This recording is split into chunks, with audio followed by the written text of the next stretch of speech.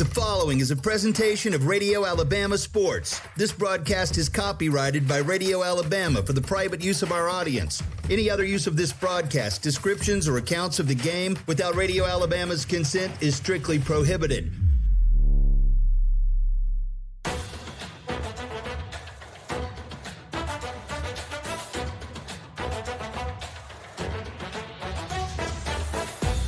The Wetumpka Indians play right here. Welcome to the Collier Ford Wetumpka Sports Network and the RE/MAX Cornerstone Realty pregame show, sponsored in part by Collier Ford, Central Alabama Community College, RE/MAX Cornerstone Realty and RE/MAX Cornerstone Realty Plus, Baptist Health and Baptist Ortho Now, the City of Wetumpka, Central Access, Russell Do-It Center, State Farm Agent Jackson Hagan, Wharf Casual Seafood, First Community Bank, Montgomery Fire Equipment Company, CAC Adult Learning, and Precision Floor Care. Well, it doesn't get much better than this. The Indians and the Mustangs here in Millbrook.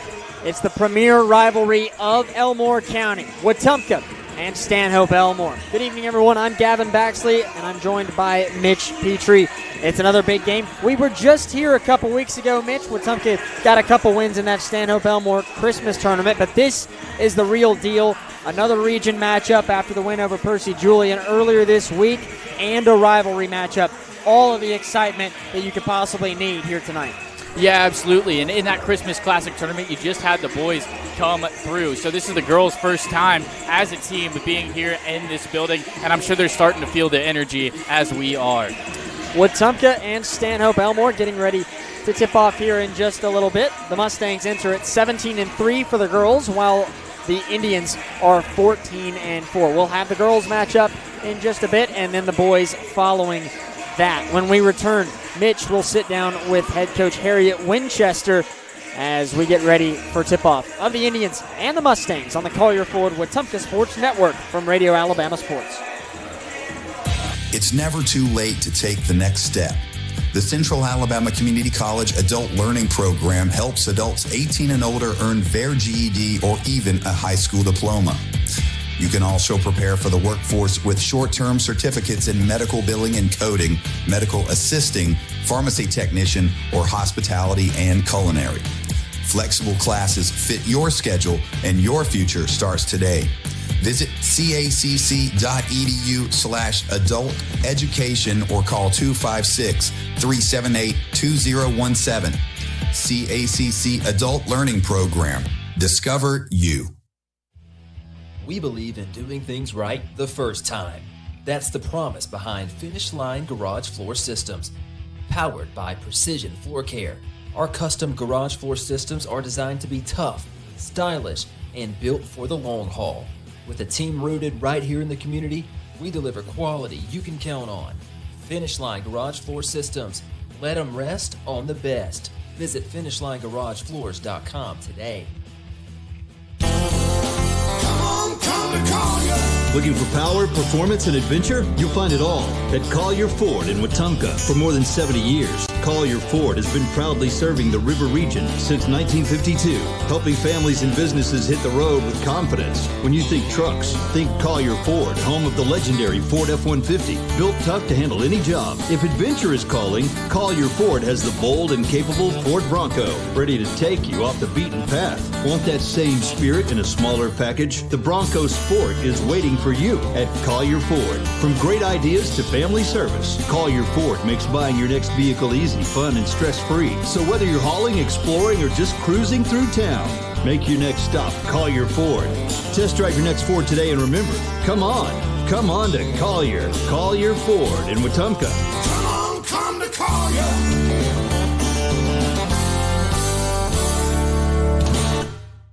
Mitch Petrie here for a one-on-one interview with head coach Harriet Winchester. Coach, girls basketball's gone off to a hot start this season. Best start in the program of the history, 13-4, and making it 14-4 last night against Percy Julian. Just talk about what's been working so well for this team so far this season. So the thing that's been working so well right now is that we're still building chemistry, but we have some returners, even though they're young, they are bringing the experience that we need for us to continue to build a program. We started with them, and because of that, they're the ones that's building our program. And because of them, that's why we're able to start off so strong. Continued that strong start on Tuesday against Percy Julian. Really important to get that area win, especially first one of the season, kind of set the tone. But overall, what were your takeaways from that game as a whole? We still have to put all 4 quarters together. We started slow on defense in different areas because we was trying to figure out which ones worked the best for us to start a game. But overall, they picked it up after halftime, and they did an amazing job. We scored the ball, we passed the ball how we supposed to, and we picked up our defense a whole lot better. Absolutely. Big game coming this Friday, another area game, and of course one that's real important to this community in terms of Stanhope, Elmore. What do you expect from this team going into that game, and especially being at their place is going to be a little bit more difficult than here at home? Well, they already understand that because of the away game, we put it in their minds that we're already down 10. But one thing that I'm proud to say, we don't have to tell them to play hard.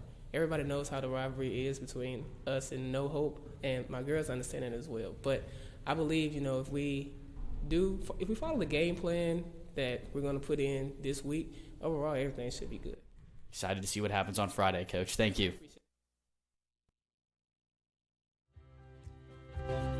Hi, I'm Beverly Wright with RE/MAX Cornerstone Realty. I know buying or selling a home is a big decision, and that's why I treat every client like family. Whether it's your first home, your forever home, or anything in between, I'll make the process as smooth as possible. I'm Beverly Wright at RE/MAX Cornerstone Realty, here to serve you. When your job depends on quality building materials, depend on Russell Do-It Center and Building Supply. From framing lumber and roofing to concrete, drywall, and fasteners, we've got the materials to build it right and build it strong. Whether you're a contractor or a do-it-yourselfer, if you're building, you belong here with dependable products and local service you can trust. Russell Do-It Center and Building Supply is your go-to source for building materials. Experience and knowledge from the pros. Russell Do-It Center and Building Supply.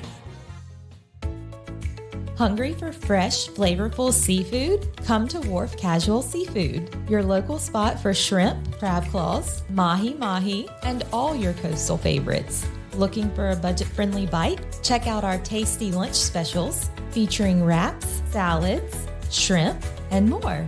Wharf Casual Seafood, wharfcasualseafood.com. The coast is here.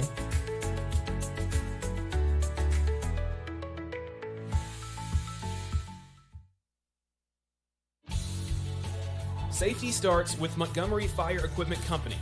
From inspections and extinguisher service to full fire suppression systems, businesses across Alabama trust our team to protect what matters most. And now, we're hiring. We're looking for new fire technicians to join our team. If you're hardworking and ready to make a difference, this is your chance. Montgomery Fire Equipment, protecting people, property, and progress.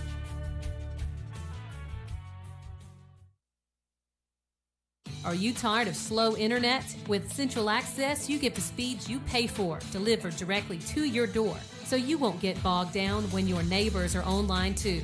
Stream, game, work, and video chat. No contracts, no data caps, no price hikes, nothing but an exceptional all-night experience. Check availability today at caecaccess.com. Central Access, your local link to broadband.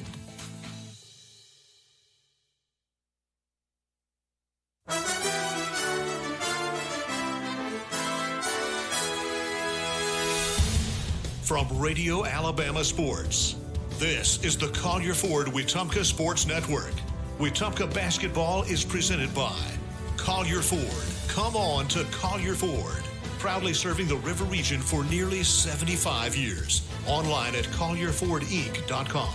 RE/MAX Cornerstone Realty and RE/MAX Cornerstone Realty Plus. Kathy Thornton, Chad Barrett, and Beverly Wright are your River region real estate experts. Central Alabama Community College. Central to you, central to your success. Baptist Health, the official healthcare provider of the Collier Ford Wetumpka Sports Network. Your health is our mission.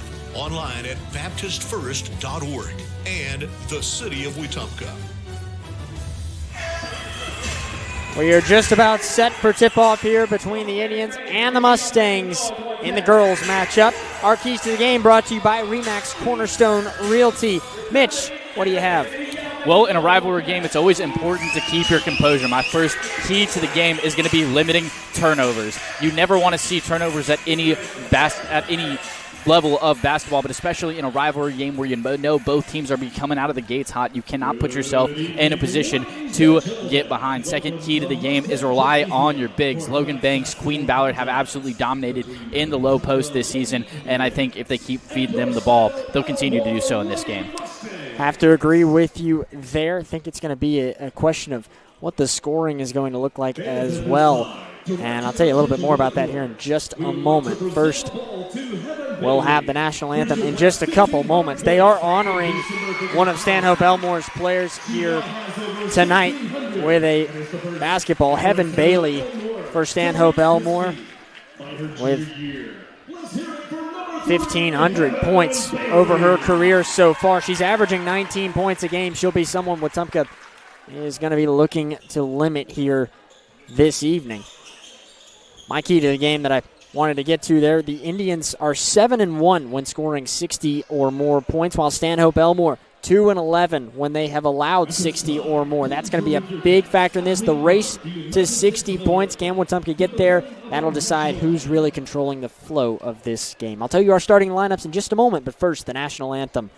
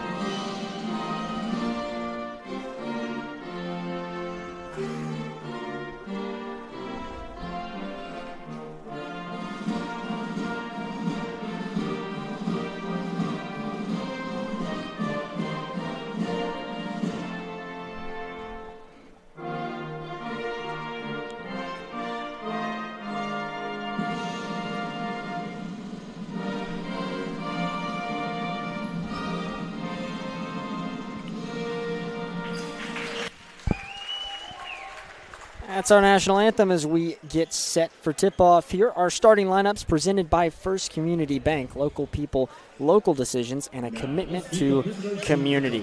For the black and gold, Aaliyah Humphrey, the sophomore guard, will be in the lineup once again. Maya Richardson getting a start as well, the freshman guard. Junior small forward Layla Culpepper makes it into the starting five with the sophomore forward Logan Banks as well. Rounding out the starting lineup for the Indians is the senior Queen Ballard at the forward position. She's always an impact player for this Indians team.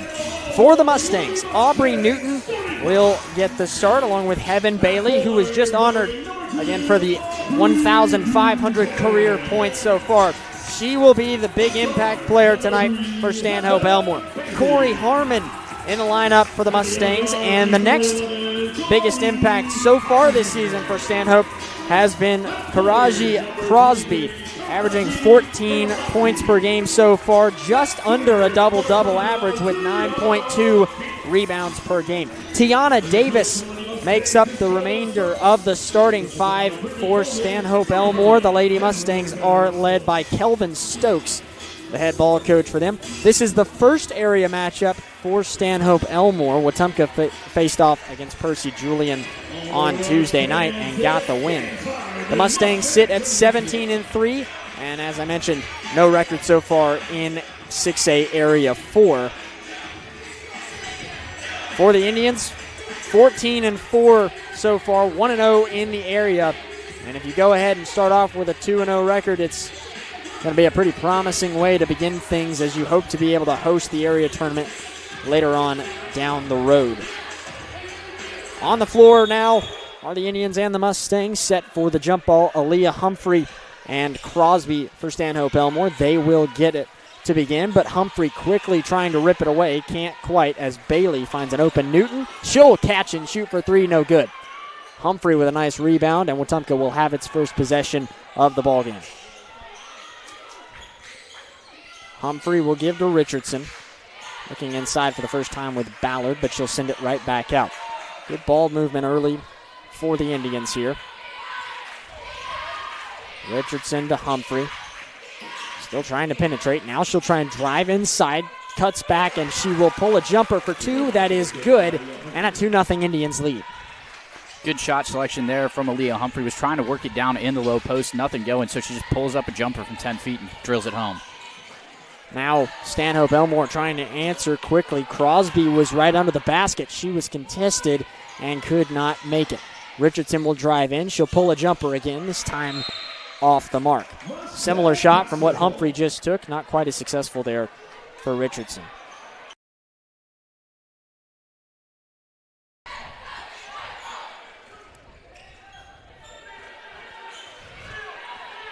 Stanhope walking their way up the floor here after we are about 70 seconds into this ball game. Heaven Bailey will cut back, pull a three, bottom.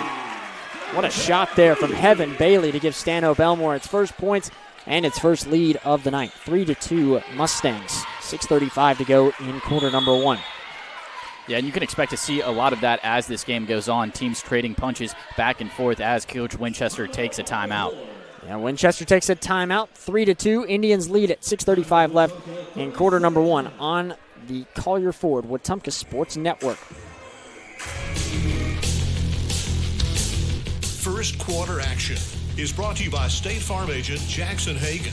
Like a good neighbor, State Farm agent Jackson Hagan is there. 3-2 the score. Stanhope Elmore with the lead after a big three from Heaven Bailey to start the game off for the Lady Mustangs. Wetumpka will inbound. They called the timeout because Wetumpka was struggling to get up the floor there after a little bit of some full court pressure early on. Now Wetumpka, though, getting it across, no problem. Ballard has it up top. She'll look and find Culpepper. Now Richardson with it. She'll try and drive down the line. Can't find anything as her pass was deflected and sent right back to her. Foul is called on a reach in there. She was looking, check that. Jump ball is called. She was trying to pass over to Logan Banks, and it had it deflected right back to her. Then Mustangs got a hand on it, got the jump ball. Now they'll try a three that's no good. Ballard there for a rebound. She can't get it to go up either. Aaliyah Humphrey had an open three from the far corner and overshot it. Ballard there drew the contact on her way up.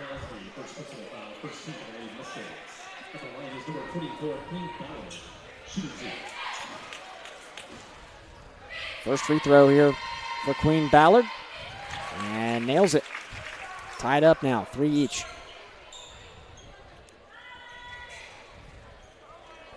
Queen Ballard has been kind of the star of the show for this Indians team early on this season. Just with her height difference above most of the opponents that she'll face in the post. Missed the second free throw, went out of bounds, last touched by Wetumpka. So we're all tied up 2 minutes in as Stanhope Elmore looking to build off the three a moment ago. Bailey will take another one, this time off the mark. Rebound effort there from Logan Banks, and it will go off of her hands and out of bounds. Check that. Stanhope Elmore got a hand on it as well, and Wetumpka will inbound. Facing some full court pressure here as Bailey got to Culpepper. They do get it across. Humphrey has the advantage. She will drive in with a floater. Can't make it. Got her own board. Now tosses one up again, and Stanhope Elmore was able to come away with it. Whistle blown as the ball gets slapped out of bounds there by Maya Richardson. And for a second there, I thought Humphrey was going to pull the three on that. When you're running that really hard full-court press, double teaming, you're going to leave somebody open in the front court, and they found Aaliyah Humphrey. Just decided not to shoot the three that time. Well, she thought about it, stopped her stride for a moment, and then chose to drive in.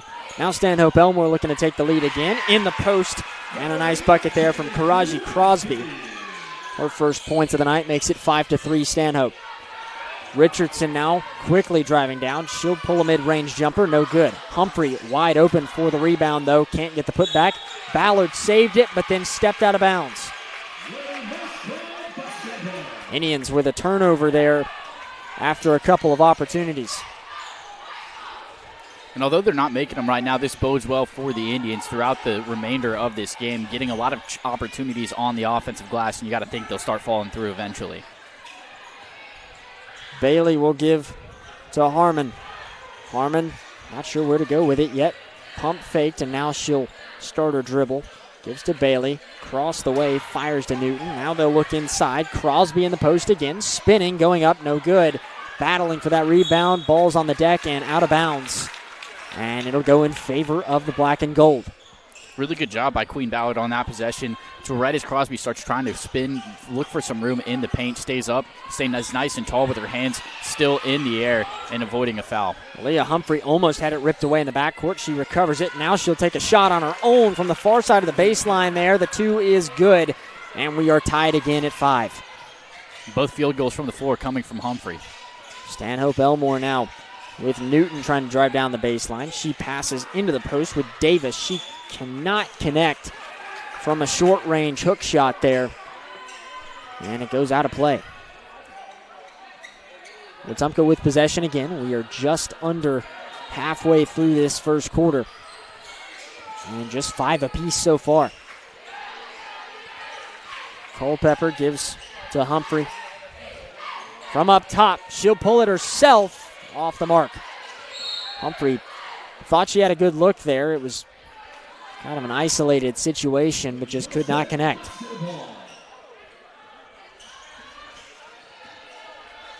Mustangs with it again. Both teams have had a handful of misses early on here, which may play to Stanhope's liking a little bit. Battling for it in the post. Ballard is going to be able to rip it away.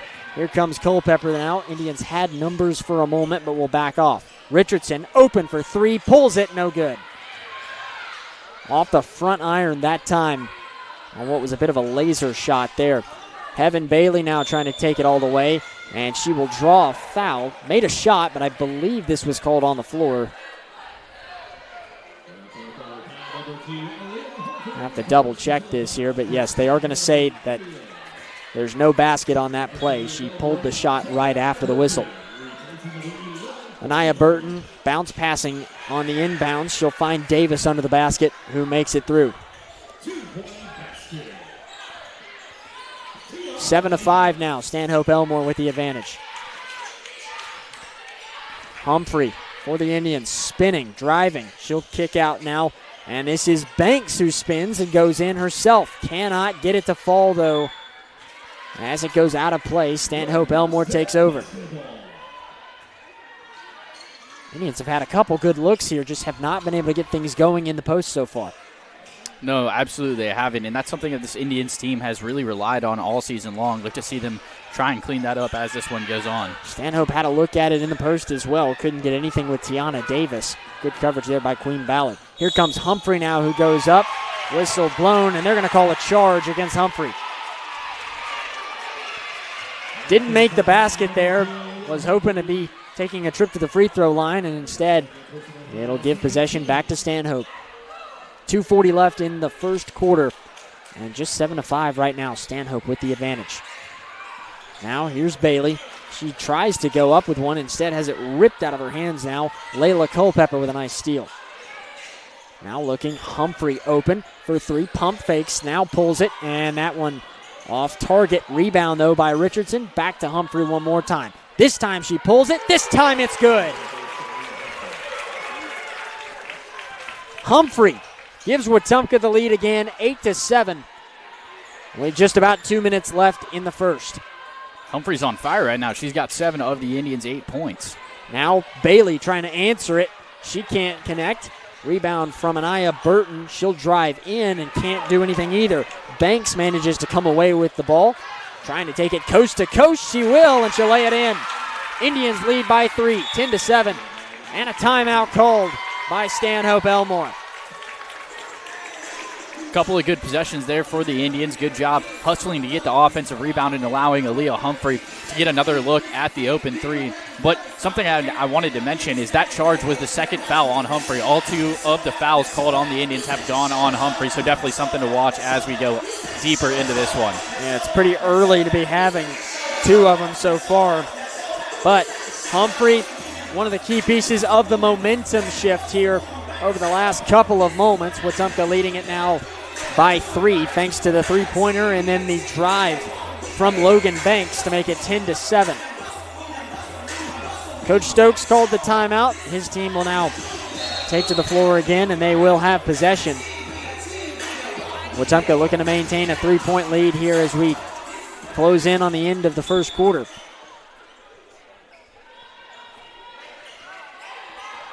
Mustangs with Corey Harmon bringing it up. Now pass to Bailey. Bailey looping around. Now she'll find Harmon, who pulls the three. That one off the back of the rim there. Mustangs managed to come away with the rebound again. They looked for Davis in the post. She kicks back up top. Bailey drives in. She'll pull a jumper that's good. Another big bucket here from Heaven Bailey. Easy to see why she's got 1,500 career points. Just always seems like she's taking the right shot. Lexi Smith on the floor for the first time. She's got it for Wetumpka. As she'll give back up top now to Maya Richardson. Richardson looking to go, but instead a moving screen called against Logan Banks and Wetumpka.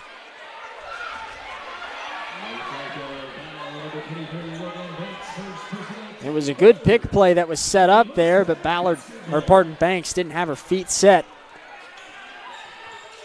1 minute left in the first quarter, 10-9. Stanhope Elmore trying to take the lead back again. They look for Davis inside. Can't get a roll there as she goes up with it.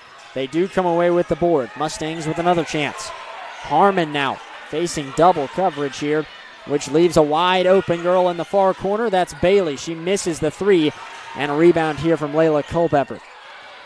40 seconds left in the first quarter now. Richardson trying to find her way up the floor as the pressure gets to her. They finally get across. Smith has it now. She'll pull the three. No good. Short just a little bit. Scrambling for possession now, but Mustangs come away with it.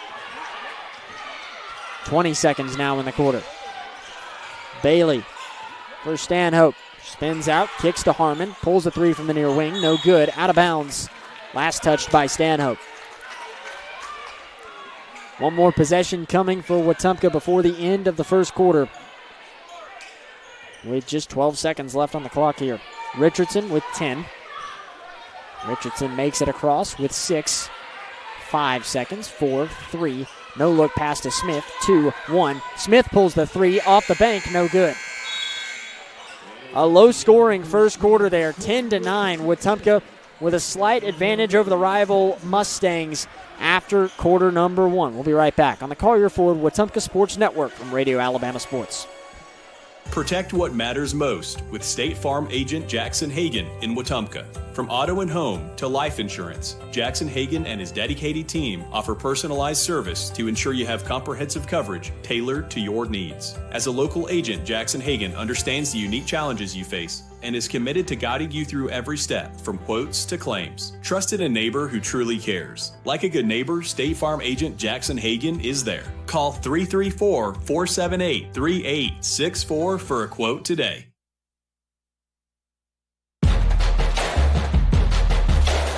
Second quarter action is brought to you by Golf Video. Live event and video production elevating your next project. Let Jackson Dean and his team make your event look like $1 million. Online at golfvideo.io. Precision Floor Care is your local experts for tile, grout, stone, brick, and concrete. From cleaning and sealing to full decorative finishes, they deliver precise results every time. Trust Brent Turner and the hometown team that cares about our community. Call Precision Floor Care today or visit callpfc.com. Start of the 7-point advantage, 10-9 over Stanhope Elmore. Starting off, the Mustangs will have possession and will have a bucket there from a mid-range jumper from Heaven Bailey. Makes it 11-10 here, just 10 seconds into the second quarter. Bailey's got 7 already. Now Richardson losing control of it there. It will not go out of play. Stanhope picks it up in time. Tiana Davis there to scoop it. Bailey now for the Mustangs, gives to Newton. She pulls the three and overshoots by a good bit there. Indians manage to come away with it. Here's Richardson in transition, stops her stride, pulls a long two that is good. If she stops just 1 second sooner, she's probably getting 3 points out of that instead. But Wetumpka leads it by 1. Driving in there was Heaven Bailey as you heard the whistle, and a foul is called there against Layla Culpepper. They will call this on the floor. Anaya Burton will inbound from the baseline as she heaves it down the floor to Heaven Bailey in the backcourt. That will allow the Mustangs to reset for a moment now as Newton has it and looks inside to Crosby. She's up in the post, and this time she'll get a bucket. Struggled a handful of times to be able to come up with anything in the post. Has Crosby. She finally gets something out of it. Lexi Smith for the Indians, working with Richardson and Culpepper. Culpepper has it now. She'll try and drive from the far side. Runs out of room and gives to Banks, who tries to just fire one up there and somehow got it to go from mid-range. Could have been a possible and one opportunity there. It looked like Logan Banks had a little bit of contact on that shot, but doesn't matter. The bucket falls through anyway. Looked very awkward. Stanhope Elmore now trailing by 1 again as a foul is called, this time against Queen Ballard. Tiana Davis was right there under the basket trying to go up with it, and I think Ballard got her pretty good there. Richardson now looping around, gives to Culpepper. Now Smith again. Smith trying to decide, picks up the dribble and gives to Richardson. Now still up top to Culpepper as her and Richardson work together. Richardson will drive in, and this time she will get a bucket off the glass to tie it back up. 16 each. And this is exactly what you expect in a rivalry game like this. Both teams just trading blows back and forth. Already been 4 lead changes here in just about 10 minutes of play. You can hear the crowd here on this Indian side of the gym.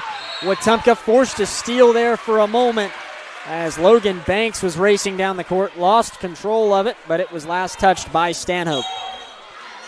Indians inbounding from the baseline. 5:22 left in the first half. Queen Ballard coming out of the game as Aaliyah Humphrey re-enters. Along with her, there's Culpepper, Banks, Lexi Smith, and Maya Richardson.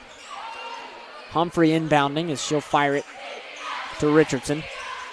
She gives now to Humphrey. Humphrey, catch and shoot three, no good. Fighting for this board here as Tiana Davis will win that battle against Banks. Still tied at 16 each. Heaven Bailey now hearing it from the Indians fans as she gives to Newton, driving down the baseline from the far side, no good. Tiana Davis now with a rebound, can't get the putback, got her own board, this time she gets it. 18-16 now, Stanhope. Less than 5 minutes to go in the half. Richardson, crossover, pulls the three, no good. Battling for it, Tiana Davis again with a big rebound. Now Bailey, she'll drive inside, underhand, the jelly roll, and it will go. 20-16 Mustangs. Humphrey for Wetumpka, now trailing by 4. Smith up top. Smith. A little bit of dribble moves here. Now she'll give to Humphrey again. Humphrey trying to drive from that far side. A whistle blown, and a foul is called on the floor, this time against Crosby. Queen Ballard coming right back into the game. She stepped out less than a minute ago, and this time Maya Richardson will exit for the Indians. Humphrey lobs one to Smith, pulling the three. Smith can't get it to fall. Lobs one to Smith, pulling the three. Smith can't get it to fall. Whistle's blown this time on the rebound effort. And waiting to see who this went against. And they're going to say Queen Ballard there. And that's 2 fouls on Ballard over the last minute. 4 minutes left to go in the half. Mustangs with possession and a 4-point lead, 20-16. Now kicking out, Aubrey Newton, open for three, and she's got it. A 7-point advantage now for Stanhope Elmore. And Mustangs on a little bit of a run here, 7-0 run. It was tied at 16. Now they've kind of jumped out to a 2-possession lead. Indians need a bucket here, cut the bleeding. Now Smith, she'll try and drive down the lane, draws a foul on her way up, can't get the bucket after a physical play there. This time it goes against Crosby. First foul on Crosby. Smith now shooting 2. And Lexi Smith good on the first. Indians have only had one other trip to the line so far. Queen Ballard had it earlier and went 1 for 2. And free throws are always important, but when you're in a rivalry game like this, your free throws are some of the best chances you have to close a gap and stop the bleeding. Now Smith, one of the better free throw shooters on the team. She goes 2 for 2 there. Newton with a catch and shoot 3, this time no good. Same spot she made it from just a few moments ago. It's 23-18 now as Wetumpka trails by 5, 3:20 left in the first half. Bounce pass to Smith, still from the outside. Smith looking for somewhere to go. She will give to Ballard there on the far corner as she looks for some help. Firing this one now to a racing Lexi Smith, who goes down the baseline and goes up and under to lay it in. That was a really tough layup there from Lexi Smith. Shot it as her momentum was completely on the other side of the basket, kind of almost like a backward shot over the top of her head. Good finish there from Lexi. Love to see it. Heaven Bailey now with it for Stanhope as the Indians have cut it to 3 now after 4 consecutive points, that is, from Lexi Smith. Aubrey Newton in the far corner, bounce passing inside. Going up is Tiana Davis. She's got the bucket and the foul.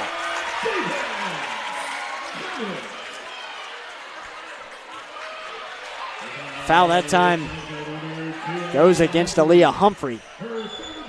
And that's 3 fouls on Humphrey here in this first half. I have to imagine that may end her half, as they want to make sure that she's going to be available there for the last 16 minutes of this game.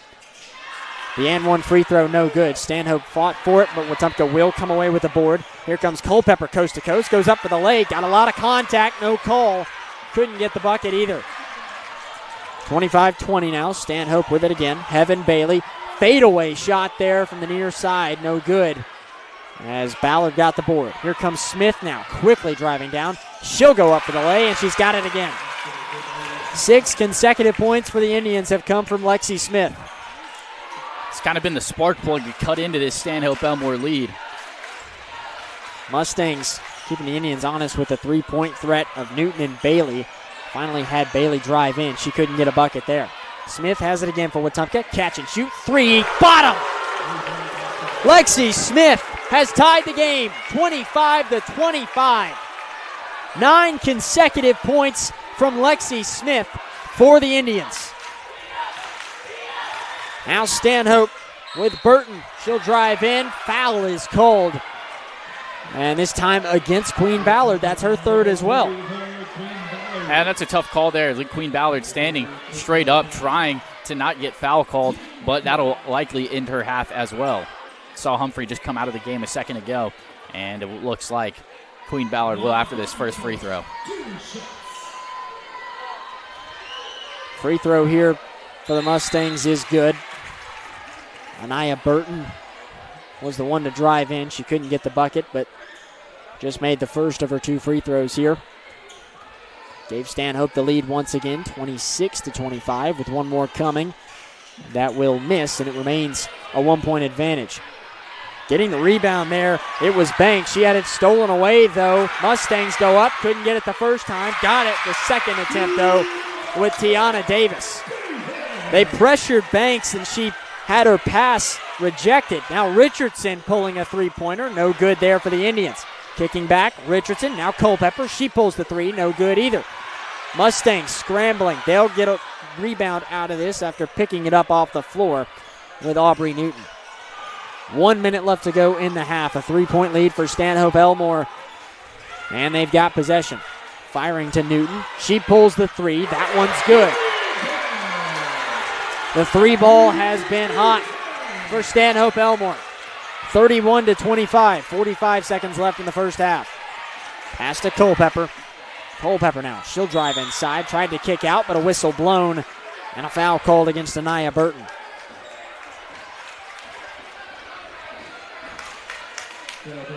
On the floor again, and that's the third foul of the period here for Stanhope Elmore. Indians will inbound from the near sideline. Right in front of Stanhope Elmore's bench, Lexi Smith will have to get it in here with 38 seconds left in the half.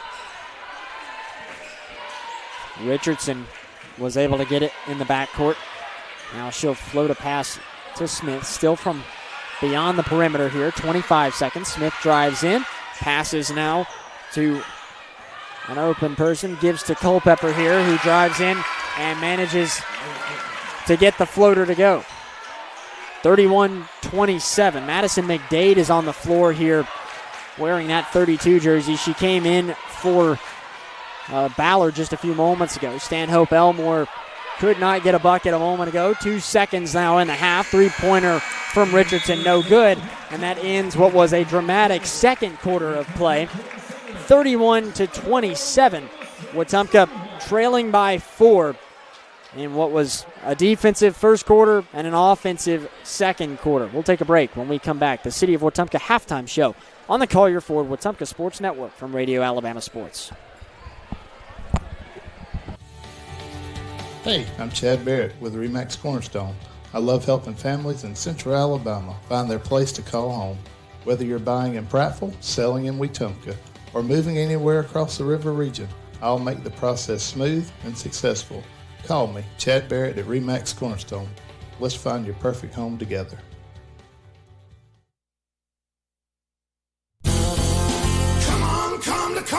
Looking for power, performance, and adventure? You'll find it all at Collier Ford in Wetumpka. Whether it's the legendary Ford F-150 built to tackle any job, the bold and capable Ford Bronco built for the trails, or the versatile Bronco Sport perfect for every road trip, Collier Ford has the right ride for you. Proudly serving the River region since 1952. We're here to keep you on the road. Come on, come to Collier. Your future starts at Central Alabama Community College. At CAC, you'll find affordable tuition, flexible class options, and programs that prepare you for careers in healthcare, technology, business, and more. Whether you're working toward a degree, training for a new job, or transferring to a 4-year university, CAC is here to help you succeed.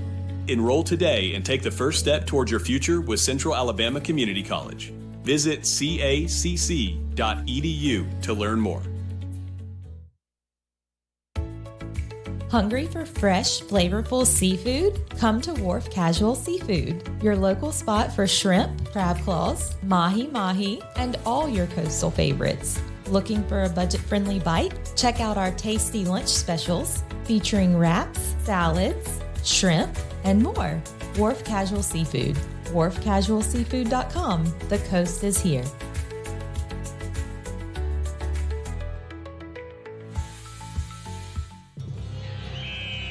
When a sports injury has you sidelined, Baptist Ortho Now offers comprehensive orthopedic care with no appointment from 8 a.m. to 8 p.m. Monday through Saturday, with board-certified specialists treating injuries and expert physical therapists administering everything from sports medicine to everyday recovery treatment. Baptist Ortho Now, getting you off the bench and back in the action.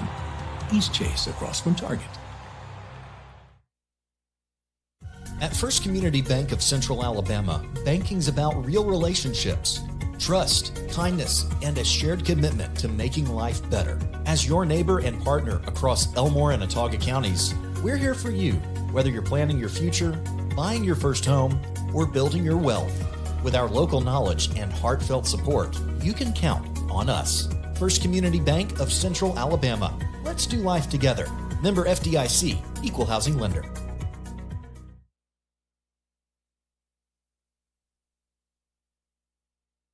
When it comes to real estate in the River region, trust the team that puts you first. Chad Barrett, Beverly Wright, and Kathy Thornton. With experience, dedication, and a commitment to making every move smooth, they're here to guide you whether you're buying, selling, or investing. Together at RE/MAX Cornerstone and RE/MAX Cornerstone Plus, they're the names families across our community count on. Call today and let Chad, Beverly, or Kathy help with your next move.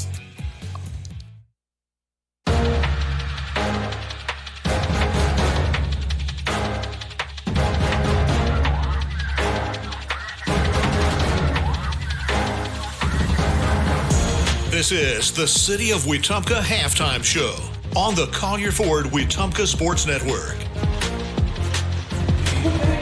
And welcome to the City of Wetumpka Halftime Show. I'm Mitch Petrie alongside Gavin Baxley here in Millbrook as we take on this rivalry matchup. Indians down 4 at the half, 31-27, advantage to Stanhope Elmore. But you had a couple of different Indians really get involved in that first half. The name that comes to mind is Lexi Smith. Mustangs went on a 7-point advantage, and Lexi Smith immediately rattled off 9 straight points, and is the Indians' leading scorer, really provided that spark plug when the Indians needed it most. Another name to talk about is Aaliyah Humphrey. Came in, started this game red hot, making a 3 and a bucket, scored the first 5 points of the game for the Indians, and she's got a couple of rebounds to her name as well. Maya Richardson comes in to halftime with just 4 points to her name, but she has another 4 assists to go with it as well, doing a great job of finding open Wetumpka Indians. Queen Ballard only has 1 point from that one made free throw, but already has 11 rebounds and 3 assists to go with it, so doing a great job of grabbing boards and distributing the ball out. But you look at the other side, you look at Stanhope Elmore, the Indians have really had no answer for Heaven Bailey. She got honored earlier tonight, scoring her 1,500 point here earlier this season, and she's already got 12 points, the leading scorer for the Mustangs, and has really made just about every shot she's attempted. Yeah, I think the big deal here, though, is that we knew Heaven Bailey would be effective. The problem is that Wetumpka has had a really tough time penetrating inside. The top story in my mind here is looking at Queen Ballard. She's only got 1 point right now, and it didn't come on the floor, of course. It was on the free throw line. You've got to be able to find a way to get yourself inside the post, be able to take advantage of the size advantage that you have. The problem is, though, Queen Ballard right now already with 3 fouls. So how do you manage to do that both effectively but also cautiously to make sure that you don't have anyone fouling out too early? Well, there's a couple of different avenues you can go through. First of all, Logan Banks, she's got 4 points. All of her points coming in the paint. She's another good option down low for the Indians, so keep giving her the ball, keep giving her chances and opportunities. She seemed to do well when given those chances. And then if you're Queen Ballard, really when you're on the defensive side of the ball, you got to remember, hands straight up, keep your body straight up. You cannot use that size too much or else you'll get called for it every single time. I think that 3 ball from Lexi Smith that we saw there, along with we had the 3 from Maya Richardson as well. Those have kind of helped us keep Stanhope Elmore a little bit more honest. That's why we saw such a high-scoring second quarter versus that first quarter where it was just 10-9. That's going to be a big part of this second half. How can Wetumpka keep Stanhope Elmore's defense honest, make them spread out, open the door to get into the lane, and get a couple extra buckets there that are a little bit easier than having to take some long-range shots every single possession. We're just a few minutes away here from the second half of action. Indians are trailing 31-27 when we return the third quarter on the Collier Ford Wetumpka Sports Network from Radio Alabama Sports. This is Kathy Thornton with RE/MAX Cornerstone Plus. I know buying or selling a home can feel overwhelming, but I promise you don't have to go through it alone. I'll guide you through every detail and keep things simple, clear, and stress-free. When you're ready to make a move in the River region, call me, Kathy Thornton, with RE/MAX Cornerstone Plus. Gear up for a flavor victory at Wharf Casual Seafood. Whether you're craving seafood classics like shrimp or crab claws, or wanting to tackle a juicy burger or crisp salad, we've got your winning play. Dine in with us or grab a meal to go and find out why every bite is a win at Wharf Casual Seafood. Check out our menu at wharfcasualseafood.com. The coast is here.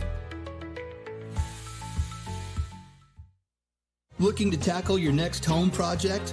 Look no further than Russell Do-It Center and Building Supply, with same-day pickup, ship to store, and ship to home, all available at russelldoitcenter.com. Whether it's paints, tools, lumber, or lawn care, we've got what you need with the service you can trust. So be sure to shop today at russelldoitcenter.com. russelldoitcenter.com. Experience and knowledge from the pros. Russell Do-It Center and Building Supply. 105.1 WRFS is WRFS-FM, Rockford, Alexander City, Lake Martin, Wetumpka, Prattville, Montgomery, home of the Wetumpka Indians on the Collier Ford Wetumpka Sports Network. Third quarter action is brought to you by Radio Alabama Sports. Game on. Online at radioalabamasports.net. We are ready for the third quarter of action here in just a couple moments between the Indians and the Mustangs. Gavin Baxley alongside Mitch Petrie here this evening as Wetumpka currently trailing 31-27. It's been a tale of two different quarters so far. The low-scoring first 8 minutes where it was 10-9, and then the second quarter, which brought us all the way to a 31-27 score there in those most recent 8 minutes of play. Very different two quarters. Interesting to see what we might see for the last 16 minutes of this game. Yeah, absolutely. And when it's a rivalry game like this, I've talked about it so much, but it's always going to be a back-and-forth game, blows upon blows, punches and counter punches, and that's what the story of that first half was. 6 lead changes in just 16 minutes of play, and I'd expect a few more as this game goes on. Both teams out on the floor again. As failed to mention the uniform combos today, by the way. Indians in their black and gold unis, and Stanhope Elmore in the all-whites with maroon colors. In case you were wondering for our radio listeners, Indians have possession to start the second half as they will immediately look into the post. A shot attempt no good from Logan Banks, but a great putback, and Queen Ballard finally able to get something going in the post. Gets a bucket there to start the half. Definitely good to see, and hopefully a sign of things to come for this Indians team. Now going in the post themselves, Stanhope Elmore can't get anything with Tiana Davis. And then a whistle blown off a travel from the rebound from Logan Banks. That's an unfortunate call there. Banks had 3 Stanhope Elmore defenders right around her as she grabbed that rebound and just kind of fell backwards, and unfortunately called for the travel. Corey Harmon gave into Newton. Now looking inside, Anaya Burton lost it, kicked back up top. Harmon, now Bailey, thought about a 3, gives to Harmon instead. As Stanhope Elmore just looking for an opening here. Aubrey Newton now. She'll give over to Bailey. Long range 3 from the near side, no good. As Stanhope tries to chase it down. They keep it in play, but give it right to the Indians. Aaliyah Humphrey now in trouble. She almost has it picked away, but instead a reach-in foul is called against the Mustangs. It goes against Anaya Burton. Kind of looked out with that call there. The ball looked like it was going to go right into the hands of the Mustangs, and they were coming straight down with nobody home ahead of them. 31-29 now with 6:50 left in the third quarter. Smith drove in, gave right to Ballard. She couldn't get it. She had a wide open look there under the basket, and we remain down by 2. Mustangs now with a Euro stepping lay from Heaven Bailey, and she draws the foul. This one goes against Layla Culpepper. It's her second. And an and one free throw coming for Heaven Bailey. Second and one play of the night for her. This time she does take advantage of the free throw as well. 34-29. Mustangs lead it over the Indians right now. Smith up top for Wetumpka. She'll try and penetrate down the left side of the lane. Gives to Ballard. Now back up top. Here comes Banks. She'll try and pull a mid-range shot. No good. Smith with a rebound. Immediately going back up for it. Can't get it. Draws the foul, though. And Lexi Smith will head to the line for the second time tonight. Made both of her free throws early and definitely looking to repeat that on this trip to the line. So she'll shoot 2 here as Wetumpka trails by 5. Hit the front of the iron that time. And Smith now 2 for 3. 6:12 left to go in the third quarter. A reminder that after this, we will have the boys' game as well. Missed the second free throw, and a rebound from Queen Ballard. Couldn't get it on the first attempt, then got her own board, and she'll put it right back up and in. 34-30 now. Stanhope now with it. They'll pull a three. No good. Aubrey Newton couldn't connect. Aaliyah Humphrey manages to come away with it. Humphrey racing down. She'll go up for it. No good either. Both teams coming empty there.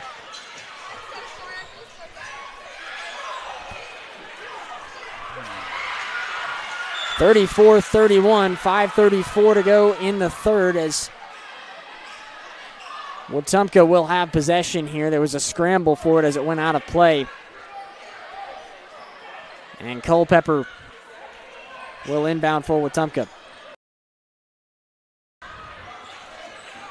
Lexi Smith now up top for the Indians as Wetumpka trails by 3. Smith driving inside. She'll go with the right hand. Can't get the friendly roll there as it comes out.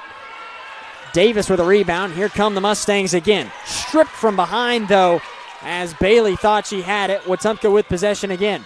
Now Smith, catch and shoot for 3. Bottom. Second made 3 of the night now for Lexi Smith. And a huge 3 that ties up the game. Lexi Smith is playing like the Elmore County Player of the Year. Well, Aubrey Newton had an answer as well as she nails one. And it's 37-34 now. Wetumpka had possession for just a moment and then immediately had a whistle. And I believe they traveled there right on the inbound. And Stanhope Elmore gets possession right back. Up top is Heaven Bailey. Thought about a 3. She'll give to Newton. Now a bounce pass inside. Poked away. Picked up now by Culpepper. She'll take it all the way now. Up for the lay and good. 37-36. Wetumpka down by 1. 4:30 left in the third. Now Bailey giving over to Burton. She'll go back to the top of the key with Harmon. Open girl is Newton now from the near side. 3 ball is good. After a trio of bounces there on the rim, it finally falls, makes it 40-36. Newton with another 3 here in this second half. Aaliyah Humphrey now with it for the Indians. Drove in, couldn't get it. Ballard with a rebound, and a foul is called. Ballard was looking like she was going to go up with it. Tiana Davis there called for the foul. It really just barely even left Ballard's hands as the whistle was blown, but they are going to say this is a shooting foul. And Ballard shooting 2 now. She's 1 for 2 from the line so far tonight. Trying to cut into the 4-point deficit. She'll make the first free throw here to make it 40-37.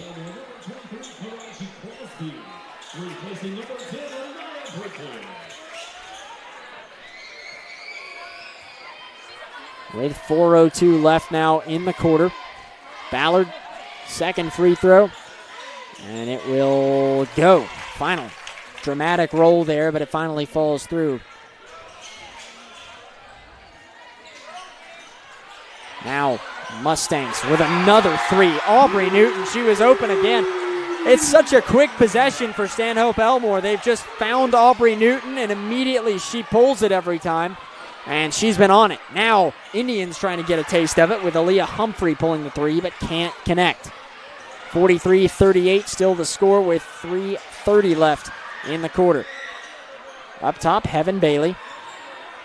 Now she'll give to Newton. Newton, heat check for 3. She's got it again. That is now 6 made 3s for Aubrey Newton. Just on an absolute tear right now. 3 of them coming on back-to-back possessions. Whistle and a foul called. Lexi Smith had it up top, drew the foul off Corey Harmon. 3:13 left in the third. It's 46-38 after a string of made 3s here. Now Smith, near corner, looks inside. She finds Queen Ballard in the paint. Can't get it from right under the basket. Good rebound by Banks. She goes up with a lot of contact. No whistle. And it goes out of bounds. And Stanhope Elmore takes over. Mustangs with a chance to make this a double-digit advantage here as they lead it by 8. A floating pass inside now. Crosby under the basket, and she will lay it in. 48-38 now. And Coach Winchester is going to call the timeout. I can't blame her here. Definitely need to find a way to cut this bleeding, trading blows back and forth. But Indians just not, after they tied up the game, Stanhope Elmore came right back, courtesy of Aubrey Newton, who fired off all those threes. So a 10-point deficit now that Wetumpka is facing. They got to find something here. It's going to be hard to stop Aubrey Newton if she's going to continue to shoot like that, as that's been what has given Stanhope such a large advantage so far. I want to remind you to stay connected with Central Access. Get blazing fast internet starting at 300 megabits per second for just $59.99 a month. Reliable, affordable, and delivered straight to your door. Central Access has you covered. Central Access is your local link to broadband. Indians coming out of the timeout now as Lexi Smith got it from the inbound. She will pass over to Aaliyah Humphrey from the near side. Tries to drive in. Finds Ballard right under the basket. Still cannot get the lay to go there. Mustangs with possession again. Stanhope Elmore now with a three up top from Bailey this time. She can't connect on it. Battling for this rebound. A jump ball is going to be called, and I believe it goes in favor of Stanhope. There was a tie up there between Crosby and Logan Banks. Now Aubrey Newton inbounding. She'll find Crosby, who looks for one more pass. Davis right under the basket, and she's got it. 50-38 now, Stanhope Elmore. Indians need to get a bucket on this possession. Humphrey has her pass picked off now by Corey Harmon. Harmon gives to Bailey. She Euros her way inside, and she'll lay it in as well. A floater shot there from Bailey makes it 52-38. Smith now thought about a three. Instead, she'll give to Culpepper from the near wing, driving in. Now spinning around here right on the elbow of the free throw line here. She gives to Ballard. Ballard in a tie-up. This time it'll go in favor of Wetumpka. Substitution for the Indians as Maya Richardson will come in the place of Queen Ballard. Humphrey launching it down the floor for the inbound. Gives it to Maya Richardson. Richardson to Smith. Now she'll pull a three. This one from way down. Can't make it. Heaven Bailey with the rebound for Stanhope Elmore. Bailey again Euroing in, and she'll lay it once more. 54-38. Humphrey, step back, three. Airballed that just a little off to the left that time. Just over a minute left in the third quarter. A 16-point lead now for Stanhope Elmore. They'll look inside again. Crosby under the basket. She gets the lay and draws the foul. Well, Wetumpka just can't buy a miss right now, as it's an 18-point deficit for the Indians. A free throw coming on the and one play from Karaji Crosby. 56 seconds left to go in the third quarter. First free throw here from Crosby is off the back of the rim on the and one free throw. Couldn't get it. Humphrey has it now for the Indians. She'll try and drive inside, finding room, got the lay and the foul. A slight jolt of momentum there for the Indians, as they desperately need it at the moment. Hopefully this will start pushing momentum a little bit back in the Indians' direction, but not going to see a full momentum swing until you can stop the Mustangs on the other end of the floor. No question about that. A free throw is coming for Aaliyah Humphrey now after the made basket a moment ago. Trying to cut it back within 15. The free throw off the front of the rim. Stanhope Elmore gets the board there with Layla Ziegler. And she'll give to Heaven Bailey, who works her way up the floor. Indians still playing just half-court coverage here. Bailey dribbling out some time, as she'll now cross over, try to drive inside on her own. Kicks out to an open Harmon. She pulls the three and will bank it in.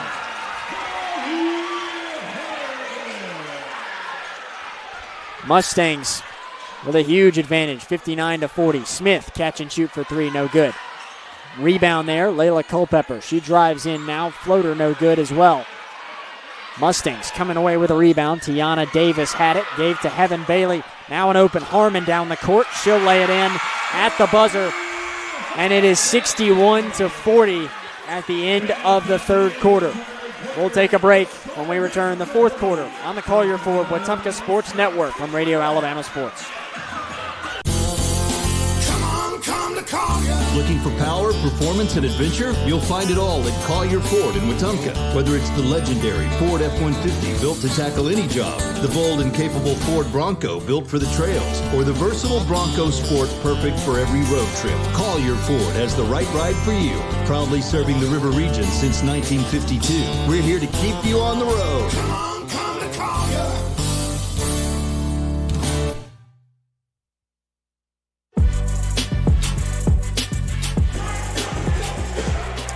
Central Alabama Community College is building brighter futures right here at home. With affordable tuition, flexible programs, and campuses across the region, CAC helps students start strong and go far. Central Alabama Community College, central to you, central to your success. 61-40, Stanhope Elmore with a 21-point lead over Wetumpka after what was a dominating third quarter of play there from the Mustangs. And it's been because of the three-point shots here from Stanhope Elmore. Wetumpka just could not get a stop. And it's going to be hard to when you have someone who's been as hot as Aubrey Newton has from beyond the arc. You had Corey Harmon get a couple along with Heaven Bailey. Stanhope Elmore has had just about everything fall in this second half. They'll have possession to start the fourth quarter. They'll look inside. The pass is poked away there. They were looking for Layla Ziegler as Ballard got a hand on it, sent it out of bounds. Aubrey Newton still inbounding for the Mustangs. Gives it to Ziegler right under the basket. Can't get anything as her shot is tipped and then picked up by Queen Ballard. Indians just have to take this one bucket at a time if they can. Richardson gives to Humphrey. Step back there, whistle, and a foul called now against Corey Harmon. And I think you hit the nail right on the head there, Gavin. You cannot get this game back in one possession. You just got to play slow and methodical. Let the game come to you a little bit. Humphrey gets an inbound there to Queen Ballard. And another foul called.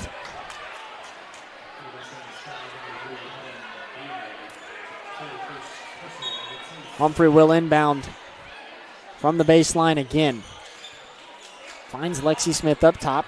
Now an open Maya Richardson for three. No good. Indians coming away with the board, though. Lexi Smith has it. She'll go up. This time she draws a foul.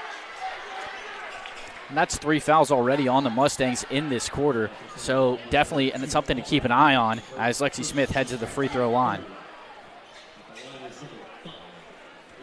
Smith now shooting two.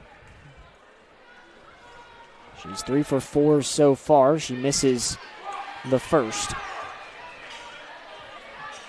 7:22 left in this one. Wetumpka still trailing by 21 as Smith can't connect on either free throw. And the Mustangs had the board for a moment, had the first pass ripped away. Smith now has it again, goes for the lay, can't get it. Ballard saves it from going out, but Stanhope manages to come away with it. Now here comes Bailey, coast to coast. A lot of contact, charge is called. And that's the right call there. Bailey put that forearm out and bulldozed an Indian there. And I think it was Lexi Smith. Great job there. She barely just got her feet set in time, charged right ahead of Bailey, set her feet, and let the body do the work. Good job there from Lexi Smith and a smart basketball play. Indians with possession again, still trailing 61-40. Richardson gives to Smith. She'll float a pass inside. Ballard in the post. Finds Culpepper. Culpepper now looping around. Gives to Humphrey. She'll pull the three off the mark and out of bounds. Indians trailing by as much as they are. They've gotten a little trigger happy here from beyond the arc. Have not been able to connect so far. Bailey will give to Harmon. Now a look inside. Tiana Davis and Stanhope Elmore with another basket. Now 63-40. Smith for the Indians, looking for somewhere to go. Again, firing inside. Ballard in the post. She tries to go up. Cannot get it to fall, though, as Tiana Davis with another stop. Now Mustangs are going to slow things down a little bit, it looks like. Not quite. They give to Aubrey Newton instead in the near corner, and she drills another three. That's 7 made threes on the night for Aubrey Newton. Humphrey now trying to drive down the baseline. She'll kick out. Richardson for three. Off target. Rebound from Ballard. Goes up. Has it ripped out from behind, but Smith is there to pick it up. Lexi Smith now trying to reset the possession. Richardson. Now Humphrey steps up. Long two. No good. Rebound there from Burton for Stanhope as they manage to come away with it. Now a long pass trying to find Newton in the corner there from all the way on the opposite end of the court and just overthrew it a little bit out of bounds. 66-40. Wetumpka makes a substitution as it's Humphrey along with Richardson, Banks, Smith, and Ballard. Banks now will look inside for Ballard. And again, deflected, stolen away this time. Newton picked it up, now gives to Bailey. Bailey will try and take it all the way through. And kicking out now to Corey Harmon, who pulls a three, no good. Richardson has it. Richardson, crossover move. Now she'll pull the mid-range shot, no good.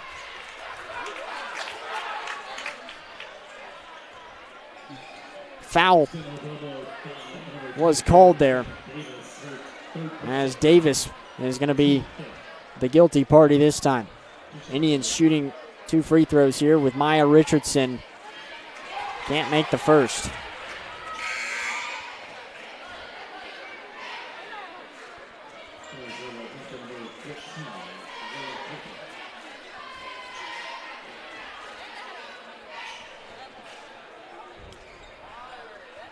Richardson, second free throw, and connected that time. First points of the quarter here for the Indians. 66-41 now, as a three ball, no good from Heaven Bailey. Indians trailing 66-41 as Smith had it poked away for a moment. And Smith will inbound. It was good defense there from Corey Harmon. Up top with Humphrey, spin move. She'll take a mid-range shot that falls. Makes it 66-43. An inbound now, stolen away. Lexi Smith can't get the bucket, but she does draw the foul. And slowly but surely, the Indians starting to try and claw their way back into this game, though. Down 23 with just under 4.5 minutes to play. Everything needs to go in your favor here. 2 shots coming for Smith. Long way to go, but the last couple of plays have been pretty successful. Smith can't connect on the free throw. Looking for one here.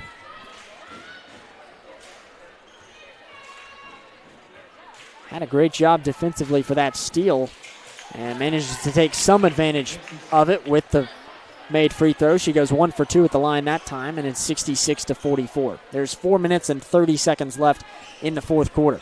Heaven Bailey has it. She'll look inside, trying to go up for one, and making it from under the basket is Anaya Burton.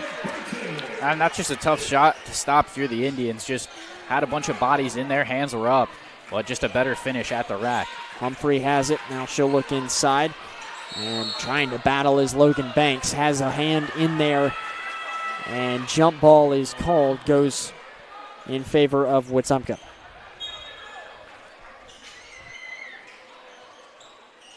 Now Smith with it. She'll try and drive in and had it poked away again. This time out of bounds on Stanhope once more.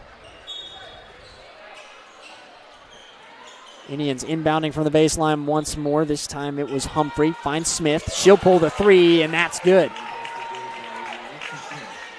68-47 now. That was a real deep three from Smith there, just right, even with the head of the Mustang at half court. Deep shot for Lexi Smith. Stanhope trying to find a bucket, couldn't do it there. Anaya Burton was under the basket and couldn't connect. Humphrey Had it poked out there in the lane. It was last touched by Stanhope, though.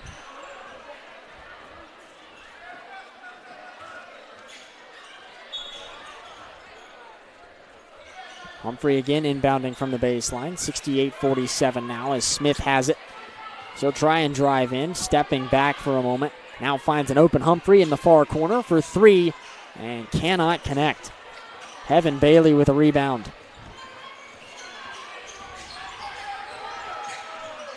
Now a layup coming for Stanhope. Couldn't get it. Heaven Bailey missed, but a great putback there from Tiana Davis.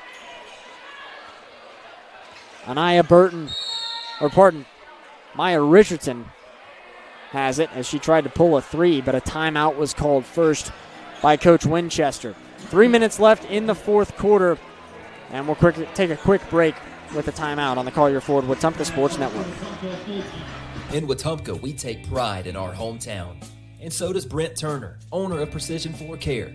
A Wetumpka graduate and now a local small business owner, Brent built Precision Floor Care on a commitment to serve his community. From tile and grout work to stone, pavers, and concrete, Precision Floor Care delivers precise, hard surface flooring solutions that protect the places that matter most. Precision Floor Care. Precise, hard surface flooring solutions. Learn more at callpfc.com.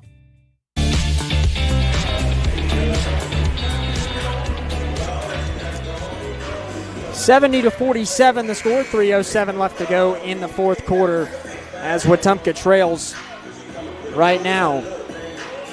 And they've got their work cut out for them here.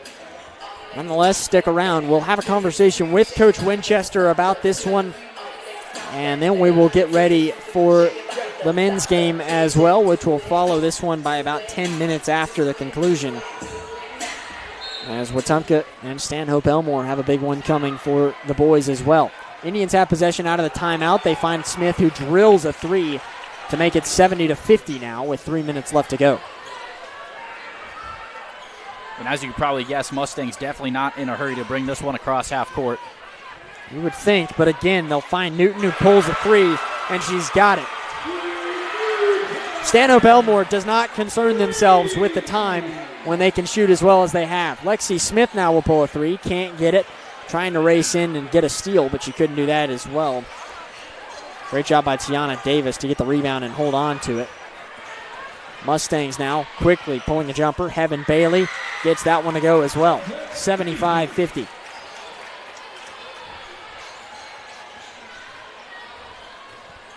Now, Culpepper, she'll pull a three for the Indians. That one's good.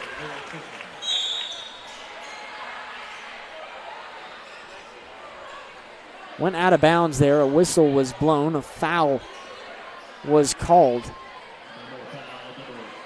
And I believe it was on the rebound effort there. They're trying to clean up a slick spot as well.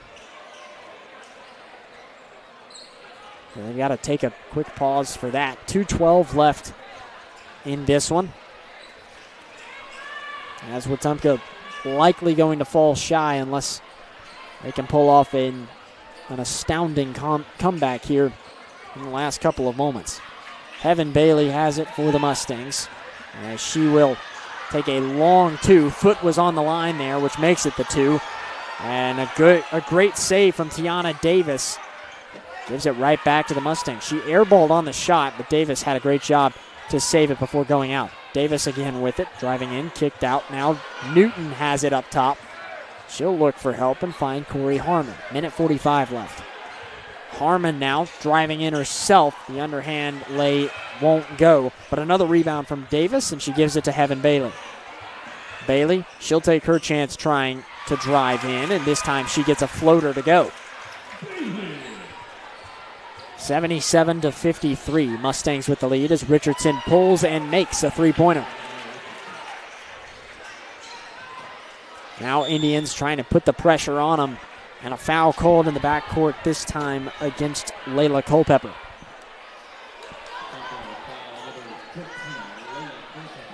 Indians have only committed 2 fouls in this quarter, so Mustangs will have to inbound from the near sideline. There's a minute 16 left to play. Tiana Davis will inbound.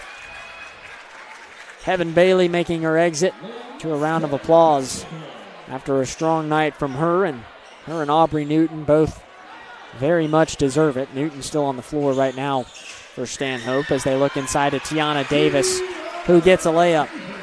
79-56. Humphrey now driving in, trying to go up for one. Cannot get it to fall. Battling for a rebound here. Mustangs had it, but then had a pass picked off by Culpepper. She goes up for a floater, and that one will connect. 79-58, 46 seconds left. Mustangs committed a violation there on the inbound. And instead of Stanhope having possession, it'll be Aaliyah Humphrey who inbounds for the Indians. Gives to Smith, who missed the three, but a great rebound there from Culpepper, who manages to get the putback. 79-60. Down to the last 30 seconds of this one. Corey Harmon will give to Burton. Back up top again. This time it's Crosby, and a foul is called against Aaliyah Humphrey. 27.2 left on the clock. Again, a reminder, we'll have Coach Winchester come speak with us in just a couple of moments after these last 27 seconds, and then we'll get ready for the boys' game of the Indians and the Mustangs. Should be a good one there as well. Tiana Davis will have it. 20 seconds left as the Indians are still applying a lot of pressure here. Stanhope doesn't seem like they're quite ready to just dribble it out entirely, but now they have started to back off. Now just 5 seconds left. Wetumpka won't let it go, but Stanhope finally will with 3 seconds. And Stanhope will take one more shot there at the buzzer. Anaya Burton gets a layup to make it 81-60, your final score. Stanhope Elmore gets the victory over the Indians here. We'll take a break, and then we'll talk with head coach Harriet Winchester after an 81-60 final score on the Collier Ford Wetumpka Sports Network. This is Kathy Thornton with RE/MAX Cornerstone Plus. I know buying or selling a home can feel overwhelming, but I promise you don't have to go through it alone. I'll guide you through every detail and keep things simple, clear, and stress-free. When you're ready to make a move in the River region, call me, Kathy Thornton, with RE/MAX Cornerstone Plus. Are you tired of slow internet? With Central Access, you get the speeds you pay for delivered directly to your door, so you won't get bogged down when your neighbors are online too. Stream, game, work, and video chat. No contracts, no data caps, no price hikes, nothing but an exceptional all-night experience. Check availability today at caecaccess.com. Central Access, your local link to broadband. Protect what matters most with State Farm agent Jackson Hagan in Wetumpka. From auto and home to life insurance, Jackson Hagan and his dedicated team offer personalized service to ensure you have comprehensive coverage tailored to your needs. As a local agent, Jackson Hagan understands the unique challenges you face and is committed to guiding you through every step, from quotes to claims. Trusted a neighbor who truly cares. Like a good neighbor, State Farm agent Jackson Hagan is there. Call 334-478-3864 for a quote today.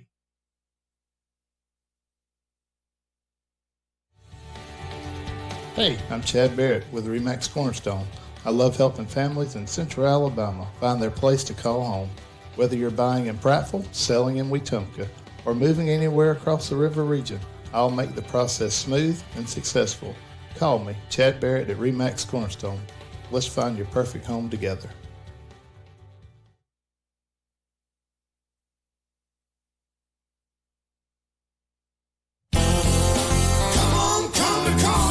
Looking for power, performance, and adventure? You'll find it all at Collier Ford in Wetumpka. For more than 70 years, Collier Ford has been proudly serving the river region since 1952, helping families and businesses hit the road with confidence. When you think trucks, think Collier Ford, home of the legendary Ford F-150, built tough to handle any job. If adventure is calling, Collier Ford has the bold and capable Ford Bronco, ready to take you off the beaten path. Want that same spirit in a smaller package? The Bronco Sport is waiting for you at Collier Ford. From great ideas to family service, Collier Ford makes buying your next vehicle easy, fun, and stress-free. So whether you're hauling, exploring, or just cruising through town, Make your next stop Collier Ford.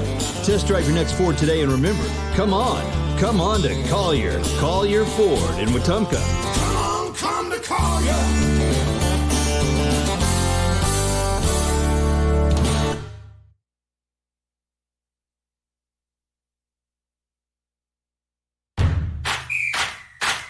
105.1 WRFS is WRFS-FM, Rockford, Alexander City, Lake Martin, Wetumpka, Prattville, Montgomery, home of the Wetumpka Indians on the Collier Ford Wetumpka Sports Network.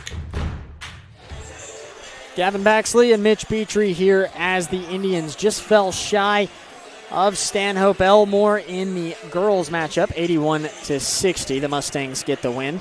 We're now getting ready for the boys as well. We were hoping to talk with Coach Winchester, but we have not seen her since the conclusion of the ball game here, so I imagine she's probably still talking with the team. We will get ready now for the boys game, though, as we'll have Coach Thomas come talk with us here in just a few moments before we get ready for this one. Mitch had a chance to talk with Coach Thomas on Tuesday, or Wednesday that is, and so we will play you that interview from a few days ago after the break. But first, want to remind you that Beverly Wright, Kathy Thornton, and Chad Barrett are your hometown real estate experts with RE/MAX Cornerstone and RE/MAX Cornerstone Plus. When it's time for your next move, choose the best, RE/MAX Cornerstone and RE/MAX Cornerstone Plus, the official real estate partner of the Wetumpka Sports Network.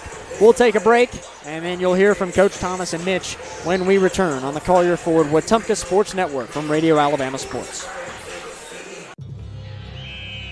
When a sports injury has you sidelined, Baptist Ortho Now offers comprehensive orthopedic care with no appointment from 8 a.m. to 8 p.m. Monday through Saturday, with board-certified specialists treating injuries and expert physical therapists administering everything from sports medicine to everyday recovery treatment.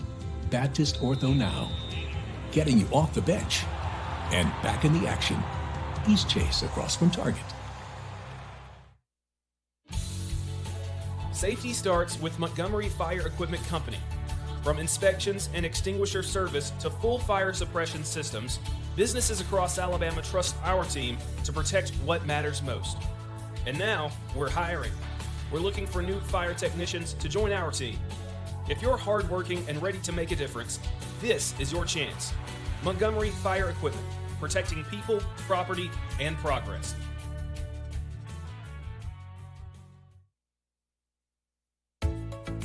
Hungry for fresh, flavorful seafood? Come to Wharf Casual Seafood, your local spot for shrimp, crab claws, mahi-mahi, and all your coastal favorites. Looking for a budget-friendly bite? Check out our tasty lunch specials featuring wraps, salads, shrimp, and more. Wharf Casual Seafood. WharfCasualSeafood.com. The coast is here.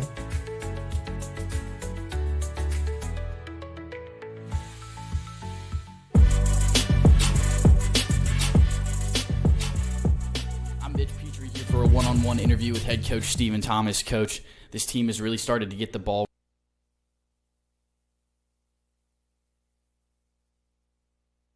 rolling and got a big win last night against Percy Julian. What are your overall takeaways from that game and the start to the season so far? Yeah, last night being able to just get a win against Percy Julian. I mean, to start the area playoff with a win is always important. And it's always good just to get ahead of the ball, especially with what we have set forth in terms of goals, wanting to host area and just set ourselves up for the postseason. So getting a good Percy Julian team, well-coached Percy Julian team here, and coming out with the win, that's always key, especially in area play, getting that started. Yeah, absolutely. And how important is it for this team to host an area tournament, and kind of what type of advantage do you expect that to give your team? I mean, playing at home, especially in the postseason, that's something you always want to shoot for, especially with the atmosphere we always bring at home games, and just being comfortable and familiar with the spots on the court, different things like that. It's always something that you always want to just really achieve at that point. Absolutely. And speaking of area play, got a big matchup this Friday against Stanhope Elmore. What's your outlook on that game? I mean, Stanhope is always going to be a rivalry game, crosstown rivals. you're going to expect a packed house. You're going to expect just, a team that's going to come out and throw as many punches as they can. I mean, we've got to take those punches, and we know we're going to throw punches back as well. Like, you're always going to have a Stanhope team that's always going to play 100%, high energy, high effort. So we got to match that intensity and exceed it as well going in there. Yeah, absolutely. Any message for the fans ahead of Friday night's game? I mean, you're always going to expect some high energy, some fun, especially with Stanhope. That's always what you're going to have, football-wise, basketball-wise, baseball-wise. You're always going to have that energy, always going to have that fun with playing against that team. Absolutely. Excited for Friday, Coach. Thank you. Absolutely.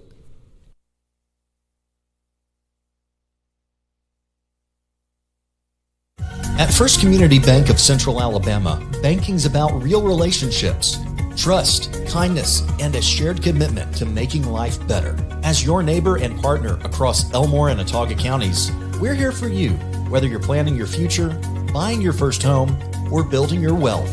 With our local knowledge and heartfelt support, you can count on us. First Community Bank of Central Alabama. Let's do life together. Member FDIC, Equal Housing Lender.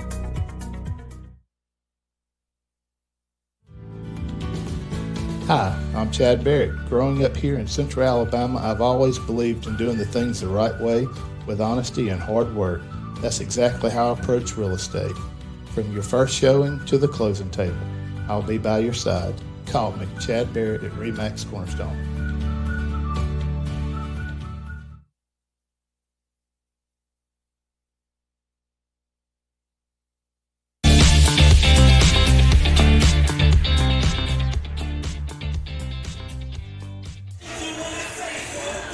We are just about ready for Wetumpka and Stanhope Elmore on the men's side. You heard from Coach Thomas just a couple moments ago in that conversation with Mitch from a few days ago on the importance of being able to host an area tournament, and this would be a huge step in that direction if Wetumpka can come away with it here today to start off 2-0 in the area. Our keys to the game are brought to you by RE/MAX Cornerstone Realty. Mitch, go ahead and tell us what you got today.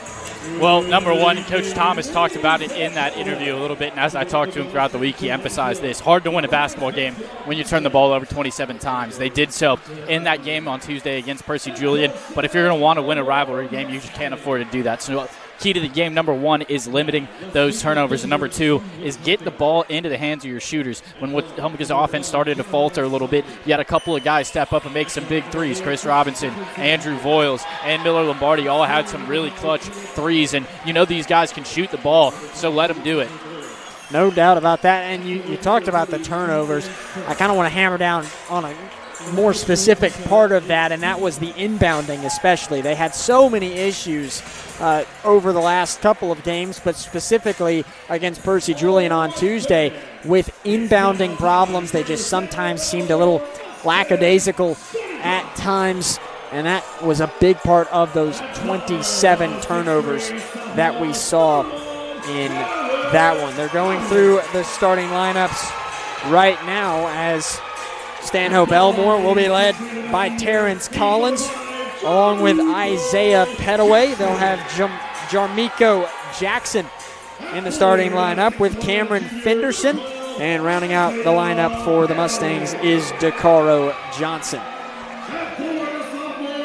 Wetumpka about to come out with their starters as well. Andrew Voiles will be on the floor along with Jeremiah Smiley. Caleb Ballard starting tonight. Chris Robinson as well as Tom Suddeth, who will be getting the start here tonight. Indians are in their black uniforms with the gold lettering and gold trim with the big Wetumpka lettering on the front. Stanhope Elmore in their all whites with maroon numbers and a black trim around them, as both teams will now take to the floor. Caleb Ballard set for the tip-off, and he'll go up against the Mustangs' DeCaro Johnson. Johnson, one of the more key players for this Mustangs team. They've had a few different guys who have been major contributors, but Johnson averaging just over 6 rebounds a game. They'll be big on the glass. Ballard dominates the opening tip-off here, and the Indians will have possession to start. Chris Robinson will try and pass to Sudduth. Almost stolen away there by Johnson, but it's deflected instead and sent out of bounds. Andrew Voiles will now give to Robinson again. Now looking inside. In the post is Ballard. Lost the handle of it, and Stanhope dives on it with the whistle, and they'll say Stanhope basketball. I believe a foul was called actually in the process of that. Missed two, that was against. They'll say Caleb Ballard had a foul against him there. That'll be the first of the game for either team. Cameron Fenderson will have it for Stanhope Elmore, and will look to the elbow with Petaway. Now a pass to Collins as he raced down the baseline. Could not keep control of it as it went out of bounds. Yeah, I'm still searching for that ever-important first bucket in here. In a rivalry game like this, you always want to take first blood. Still scoreless here after the first 30 seconds. Voiles will drive down the baseline from the near side. Ran out of real estate and had himself sent out of bounds. But it was last touched there by Stanhope. Wetumpka will maintain possession. Voiles will get it into Ballard and give to Robinson. Now Voiles, double covered, looks into the paint as Ballard will go up for one. Can't get it. Great recovery, though, by Smiley, but then he goes out of bounds, into the backcourt. They say that it was last touch, though, by Stanhope. The deflection keeps the backcourt violation from happening. Robinson manages to get a baseline jumper for two. That is good from the far side. 2-0 Indians with the advantage. And got away with a little bit of one there. I totally thought that was a backcourt violation. Yeah, me too. As did Chris Robinson. He kind of carried the ball. He could have called a travel on that as well. Mustangs trailing by 2. Petaway has it and gives now to Fenderson. Looping around, and Petaway will have it again. Now pass to Collins. He'll try and drive in. Euro stepping, goes up for the lay, and he's got it. And we're tied at 2 each. Robinson passing to Smiley. And back to Robinson. Look inside. Sudduth. Now Smiley again. Far corner. 3 off the mark. Overshot it just a bit.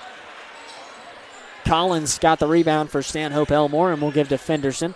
Now Petaway. He pulls the 3. High arcing shot. No good. Rebound by Robinson. Now Robinson. He'll fire one in. And a great pass there to find Jeremiah Smiley. He goes up, gets the bucket, and the foul. That's a huge find from Chris Robinson right there. Slice it in between probably about 3 defenders as we got ready.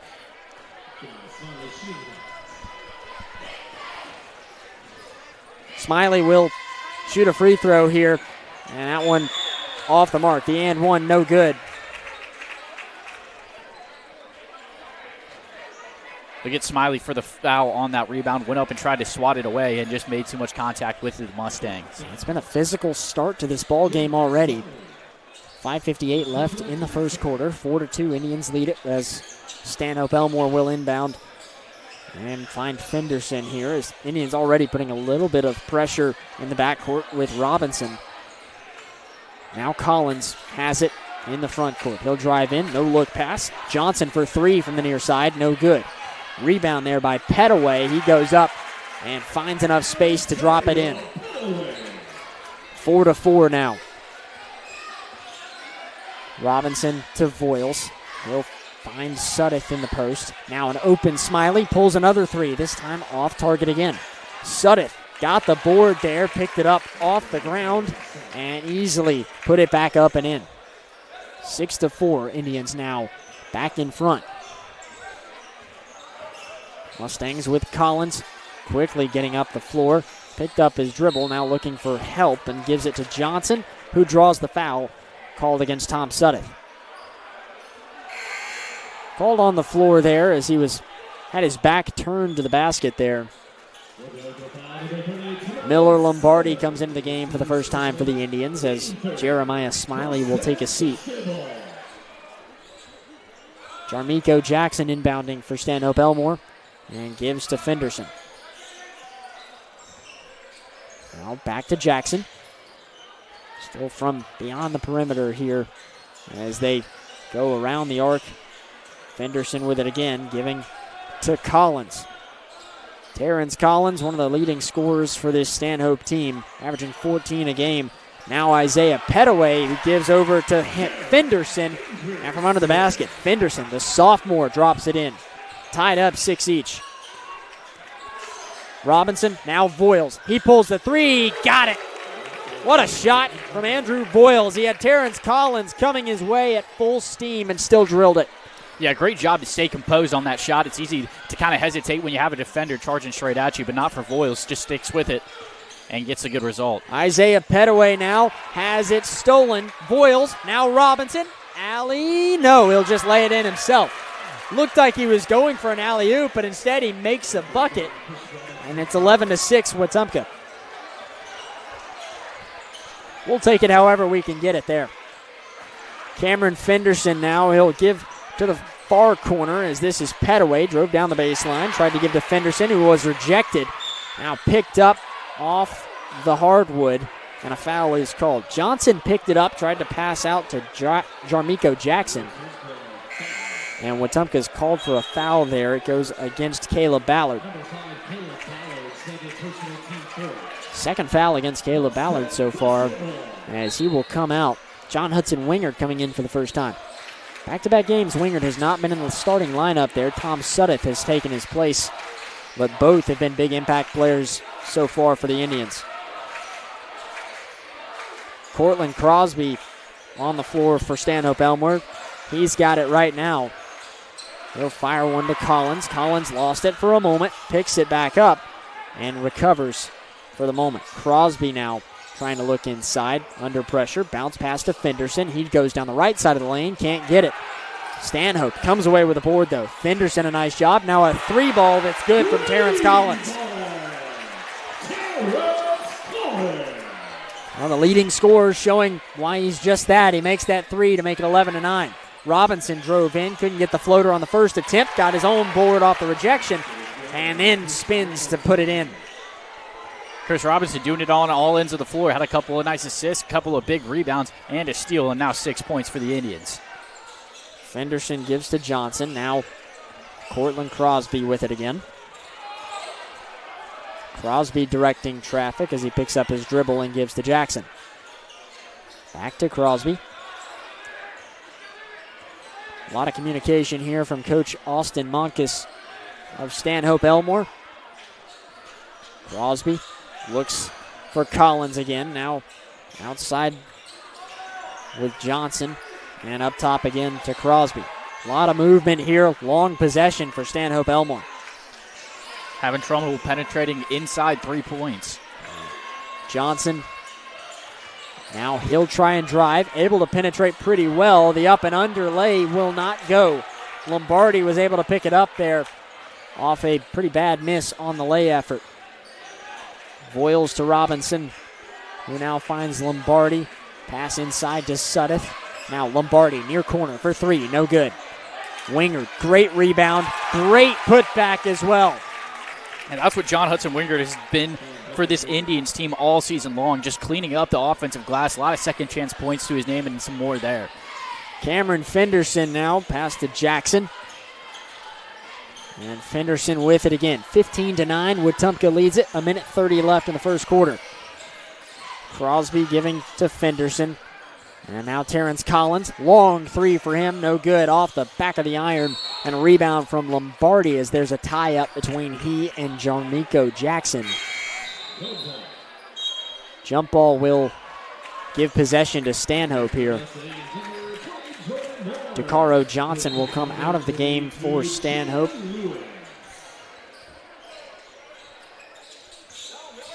Now getting a pass into the paint there. Jarmico Jackson got it, managed to catch a man jumping. Gets the bucket and draws the foul. Miller Lombardi there got caught in the air. More subs here for Stanhope Elmore. Nearly a completely different lineup than just a few seconds ago.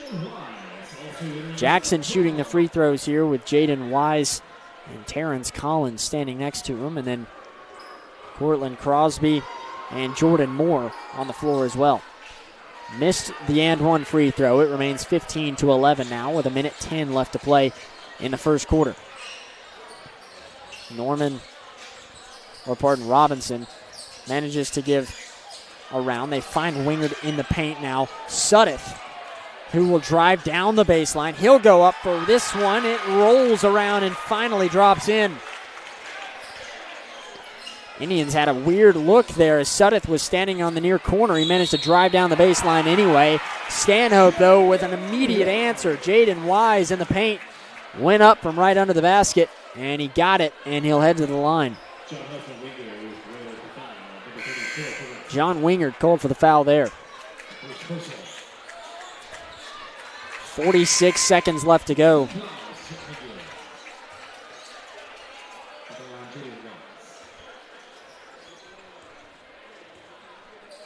Wise with a free throw, and he'll make the and one shot. 17-14 now, 45 seconds left. Voiles working with Robinson as they bring it up. Robinson finds Wingard, jump pass around. Great ball movement here. Everyone just got a touch. Sudeth now in the paint, in trouble. He stumbles, and a travel is going to be called against him. Coach Thomas wanted a foul there. There was a lot of contact.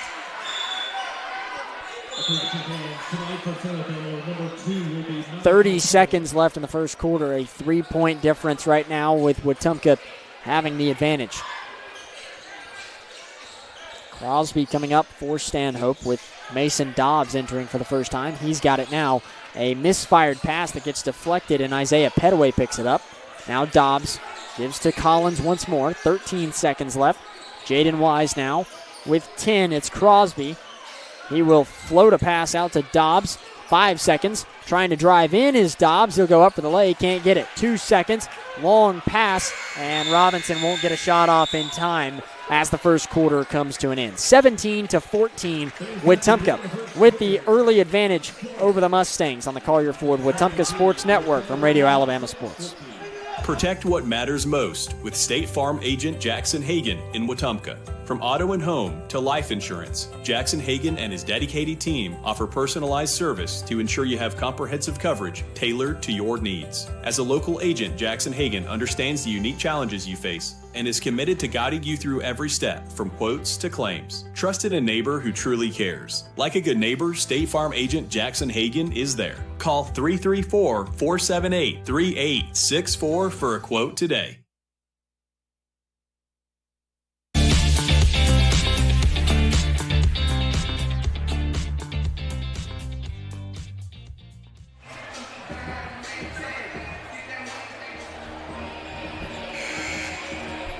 At First Community Bank, it's more than banking. It's a relationship that lasts. From checking and savings to loans and mortgages, they're here for every stage of life. Local people, local decisions, and a commitment to community. First Community Bank, let's do life together.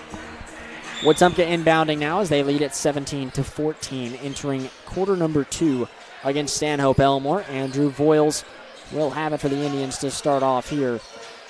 He'll kick out to Chris Robinson. Robinson now Euroing his way into the paint. Can't get the bucket there. Fighting for this rebound. And Whistles was hoping for a jump ball there as Sudeth had gotten involved. Instead, I think there's going to be a foul called against him. And there is. That's his second.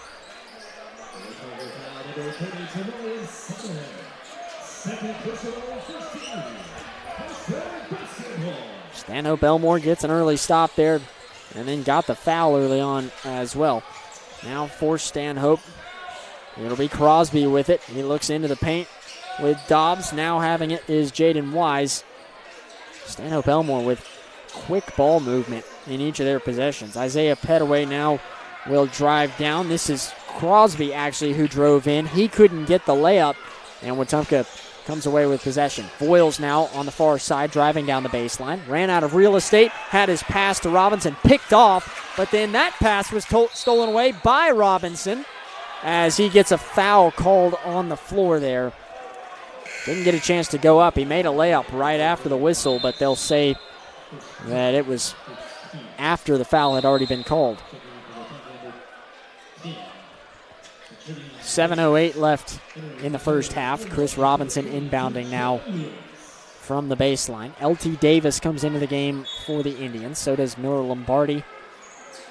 as they'll pass to Andrew Voiles. He catches and shoots a long three. That is no good. Johnson with a great rebound there for Stanhope. Here comes Terrence Collins, who will float one in the lane. Can't get it. Got his own board, though, as he followed his shot. He drove in again, and this time is called for a travel.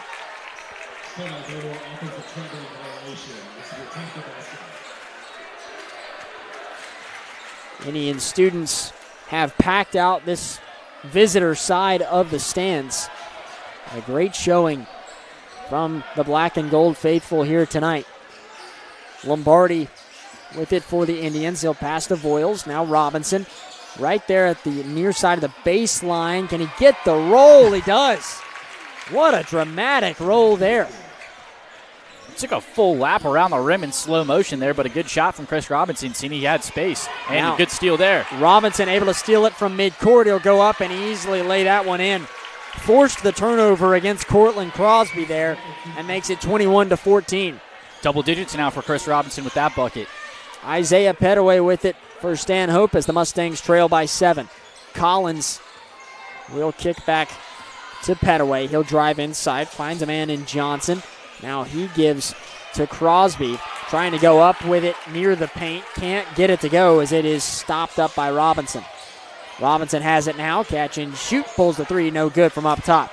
Now a long pass. Wise has the advantage on everyone else there. Lost control of it on his way up. Great defense from Robinson, but a three ball now for Stanhope. Rims in and out. Got the board there. Did Stanhope with Petaway. He was able to go up and put it through to make it 21-16. And we saw two different sides of a toilet bowl roll there as Wetumpka managed to somehow get it to fall, and then on the same end, Stanhope could not. 21-16 is the score with 5:37 left to go in the first half. Make sure to stick around for our City of Wetumpka halftime show. In just a little bit, we'll have stats for you from the first half and then get you ready for the third and fourth quarters of action in this rivalry matchup. Wetumpka women's basketball played just a little bit ago. Fell shy of the Mustangs in that one early on. Whistle being blown here by the official, and I think there was some trash on the court there that he wanted to kick off real quick. Looked like a wrapper. 5:30 left. Wetumpka now will be able to bring it up here in this second quarter. Voiles will no look pass to Robinson. Now a pass inside to Wingard. Had it stolen away, though. And here comes Crosby. He goes up for it and manages to get it to fall through. 21-18 now. Here's Andrew Voiles, who gives a good look to Lombardi. They'll have great ball movement here to get inside to Robinson. He goes up and makes the layup, but again, a foul called just beforehand as this one goes against Dakaro Johnson. The sophomore now Robinson, he's open for three after that inbound. He found Voiles, who found it right back to Robinson, but he just could not connect on the three-pointer. Cortland Crosby will pass over to Moore. Now driving inside, Terrence Collins can't get it the first time. Got his own board, missed again on the second. Great defense from inside the paint there for Wetumpka as Robinson had it, gave to Lombardi, driving down the baseline. Can't get it to go as Johnson gets the rebound and gives to Collins. Now Collins working with Jordan Moore as Moore will give to Johnson. Cortland Crosby with it as he gives to Jordan Moore again, and now Jackson getting involved. They'll keep taking turns until they find a way to penetrate here as Crosby will go with Moore once more. Crosby up top again.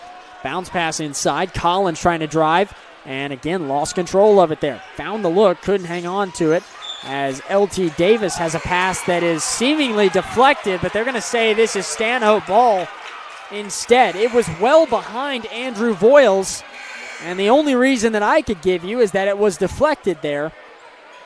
I mean, it looked like the ball had taken a clear change of direction. And they'll say last touched by Wetumpka, though. Stanhope basketball here. Wetumpka has to regroup as Jordan Moore will give it to Crosby.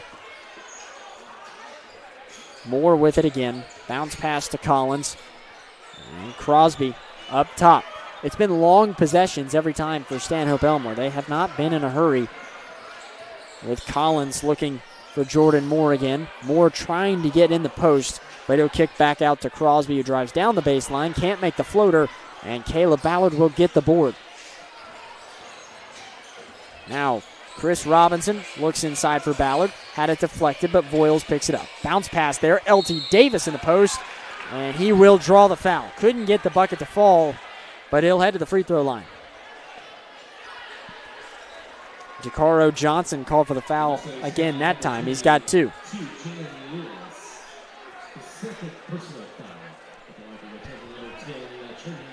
LT Davis shooting 2 free throws, one of the many multi-sport athletes on this Indians team. A football, really an athlete position, played multiple different positions throughout the fall as he makes the first free throw. One more coming here for Davis. And he will not connect on that one. It's 22-18 as Stanhope has possession, but they trail by 4 with just over 3 minutes left in the half. And a foul called now against Robinson in the backcourt. Tried to reach for it there, and Coach Thomas didn't like that foul.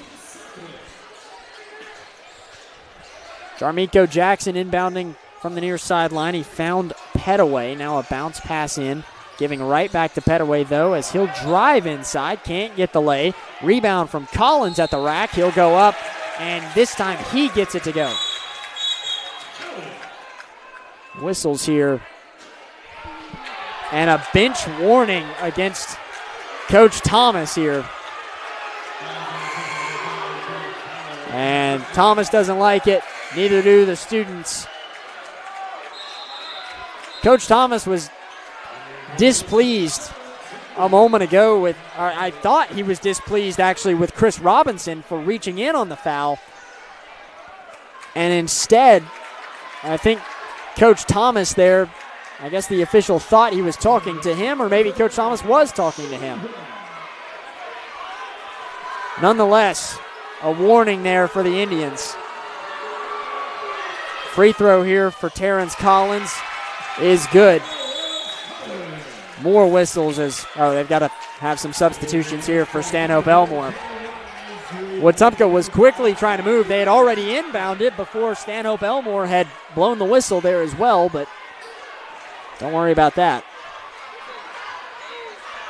Now they'll try again. Robinson gives to Andrew Voiles with 2:50 left in the half. It's 22-21 Wetumpka. Voiles trying to race down the floor. He'll do it all himself, but he cannot finish it off with the lay there.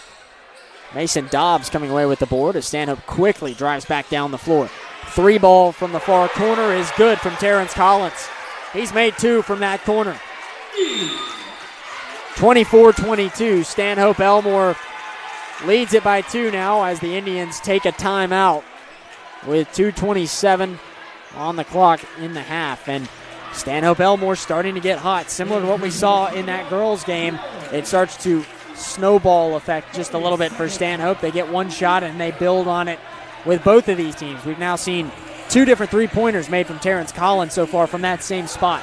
Yeah, absolutely. He's in double figures now, and if you're the Indians, that's a good time to call a timeout. Just get a bench warning that you're not happy about. Take a timeout, kind of collect yourself, both coaches and players, and gives yourself a chance to go into halftime retaking the lead.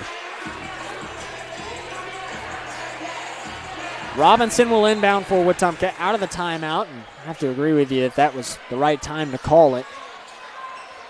Voiles has it and gives back to Robinson. Now Robinson, he'll try and drive in. Again, a whistle blown on the floor. Chris Robinson is frustrated about it. He's had 3 different times now that Chris Robinson has tried to go up on a shooting effort, and the foul has been called on the floor instead. He'll find a way to inbound it there to Jeremiah Smiley, who steps up, pulls a long two that's no good, and a rebound from Petaway. Now firing this one to Collins, driving down and jamming it home. 26-22, Mustangs are loud. Now Sudduth, he'll try and drive in, kick up top here. Smiley with it as he gives back to Sudduth. Now LT Davis for three, far side, got it! Right in front of the student section too. That'll quiet him for the moment. 26-25 as Stanhope has it taken away. LT Davis with the defensive effort there. They fired it down the floor. Davis deflected it and saved it from going out of play. And now Chris Robinson has it with 1:30 to play in the half. Robinson, step back two, got it! And the Indians are in front again. 27-26 Wetumpka. Less than 90 seconds left in the half. Mason Dobbs slipping a little bit. He'll give to Fenderson. Now an open man shooting the three in the near corner. Jaden Wise couldn't connect. Tom Sudduth coming away with it off the glass. Voiles for the Indians. Trying to find a lane. He gives to Robinson. Now Robinson for three. That one will not go. It bounces off the rim and over the backboard and will be called out of play. 1:02 left to go now. In the half, it's 27-26. Stanhope will inbound. Would have been a huge momentum play right there if Wetumpka could have connected on something on that possession. Tom Sudduth coming out of the game here. Davis, along with Robinson, Smiley, Voiles, and Wingard are on the floor for the Indians. Crosby will give to Collins for Stanhope Elmore. Now back to Crosby again. Now, Crosby gives to Jackson. 40 seconds now. Crosby again with it. Coming down to the last 30 seconds of the half. He's in trouble. Robinson trying to rip it out.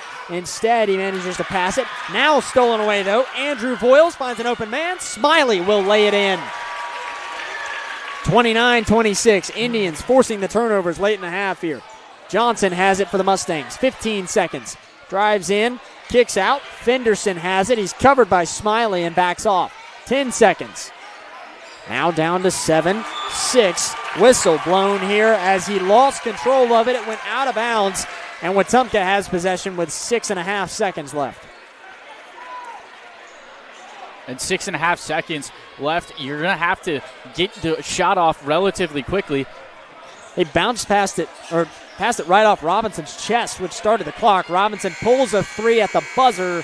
That is no good. Into the first half, an exciting one for sure. 29-26. Indians on top of the Mustangs here after the first two quarters of play on the Collier Ford Wetumpka Sports Network from Radio Alabama Sports. When it comes to real estate in the River region, trust the team that puts you first. Chad Barrett, Beverly Wright, and Kathy Thornton. With experience, dedication, and a commitment to making every move smooth, they're here to guide you whether you're buying, selling, or investing.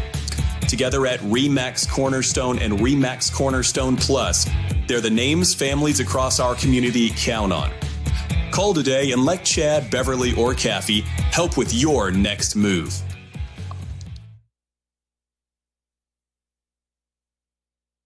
Are you tired of slow internet? With Central Access, you get the speeds you pay for delivered directly to your door, so you won't get bogged down when your neighbors are online too.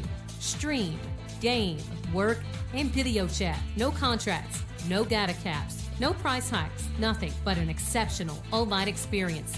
Check availability today at caecaccess.com. Central Access, your local link to broadband.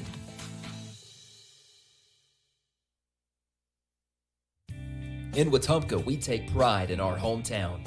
And so does Brent Turner, owner of Precision Floor Care. A Wetumpka graduate and now a local small business owner, Brent built Precision Floor Care on a commitment to serve his community. From tile and grout work to stone, pavers, and concrete, Precision Floor Care delivers precise, hard surface flooring solutions that protect the places that matter most. Precision Floor Care. Precise, hard surface flooring solutions. Learn more at callpfc.com. Protect what matters most with State Farm agent Jackson Hagan in Wetumpka. From auto and home to life insurance, Jackson Hagan and his dedicated team offer personalized service to ensure you have comprehensive coverage tailored to your needs. As a local agent, Jackson Hagan understands the unique challenges you face and is committed to guiding you through every step, from quotes to claims. Trusted a neighbor who truly cares. Like a good neighbor, State Farm agent Jackson Hagan is there. Call 334-478-3864 for a quote today. When a sports injury has you sidelined, Baptist Ortho Now offers comprehensive orthopedic care with no appointment from 8 a.m. to 8 p.m. Monday through Saturday, with board-certified specialists treating injuries and expert physical therapists administering everything from sports medicine to everyday recovery treatment. Baptist Ortho Now, getting you off the bench and back in the action. East Chase across from Target.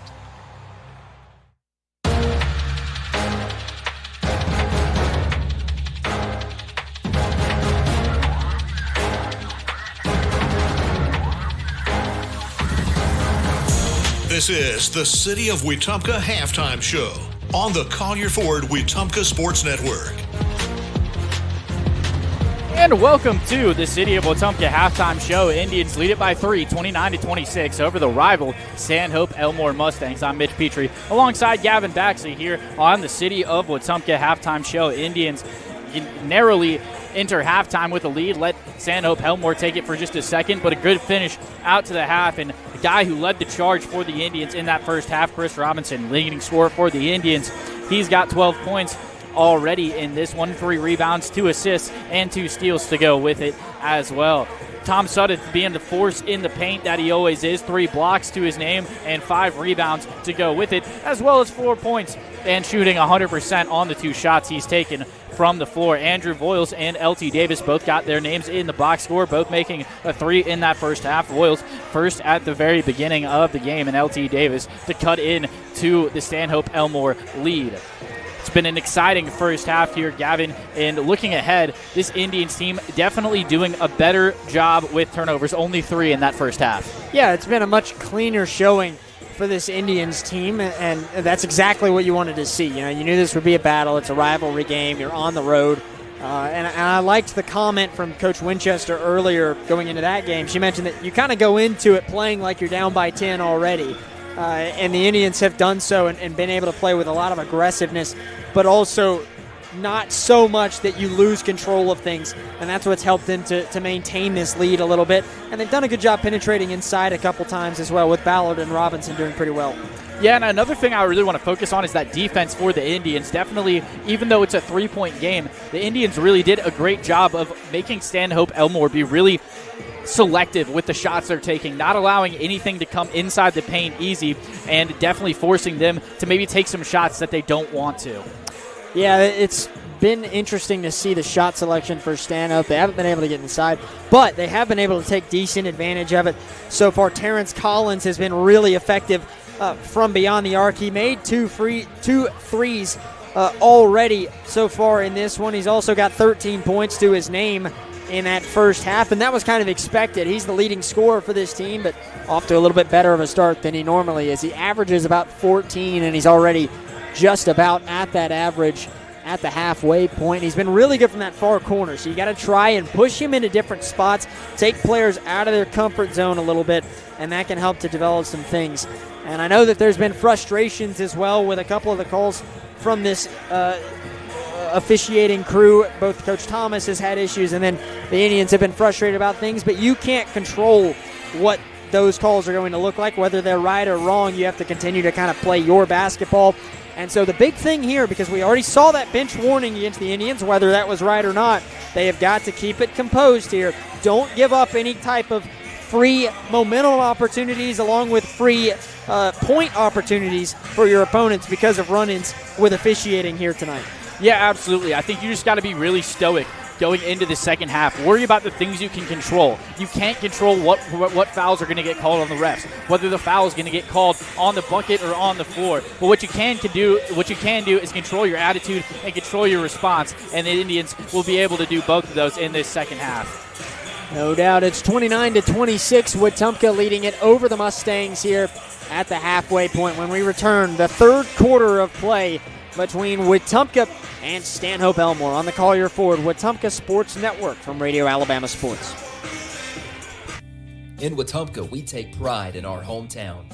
And so does Brent Turner, owner of Precision Floor Care. A Wetumpka graduate and now a local small business owner, Brent built Precision Floor Care on a commitment to serve his community. From tile and grout work to stone, pavers, and concrete, Precision Floor Care delivers precise, hard surface flooring solutions that protect the places that matter most. Precision Floor Care. Precise, hard surface flooring solutions. Learn more at callpfc.com. When a sports injury has you sidelined, now offers comprehensive orthopedic care with no appointment from 8 a.m. to 8 p.m. Monday through Saturday, with board-certified specialists treating injuries and expert physical therapists administering everything from sports medicine to everyday recovery treatment. Baptist Ortho Now, getting you off the bench and back in the action. East Chase across from Target. This is Kathy Thornton with RE/MAX Cornerstone Plus. I know buying or selling a home can feel overwhelming, but I promise you don't have to go through it alone. I'll guide you through every detail and keep things simple, clear, and stress-free. When you're ready to make a move in the River region, call me, Kathy Thornton, with RE/MAX Cornerstone Plus. Hungry for fresh, flavorful seafood? Come to Wharf Casual Seafood, your local spot for shrimp, crab claws, mahi-mahi, and all your coastal favorites. Looking for a budget-friendly bite? Check out our tasty lunch specials featuring wraps, salads, shrimp, and more. Wharf Casual Seafood, wharfcasualseafood.com. The coast is here.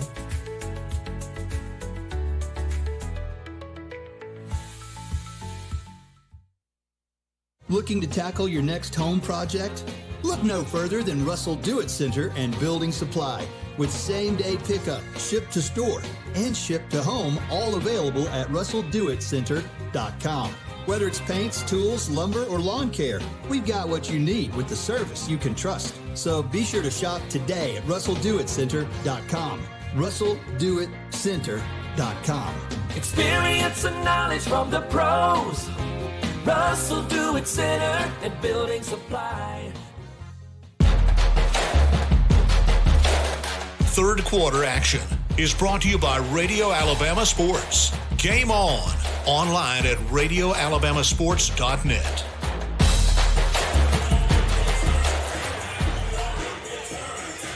(29-26). Wetumpka leads it after the first half of play. We're just a few moments away now from the second half tipping off as Wetumpka is trying to build on this three-point lead and on what has been a solid win streak for this Indians team. 3 in a row now for the black and gold. They're 13-6 on the year and 1-0 in area play. The Indians will have Percy Julian again here shortly, and then Stanhope Elmore again at home on January 19th. As Stanhope Elmore will start the second half with possession of it, trying to cut into the three-point deficit that they face right now. Fenderson has it for the Mustangs to start off the half. He will give to Petaway. Up top now, Terrence Collins with it as he passes to Jackson. A look now to Petaway again and kicks back out quickly to Fenderson as they all reset once more with Terrence Collins holding on to it and giving to Petaway again. Now, Petaway looking to go somewhere as he finds Jackson. Long three from up top. Will not connect as Smiley is going to be fouled there as he tried to pass it to Robinson. And an early foul here in the second half called against Cameron Fenderson.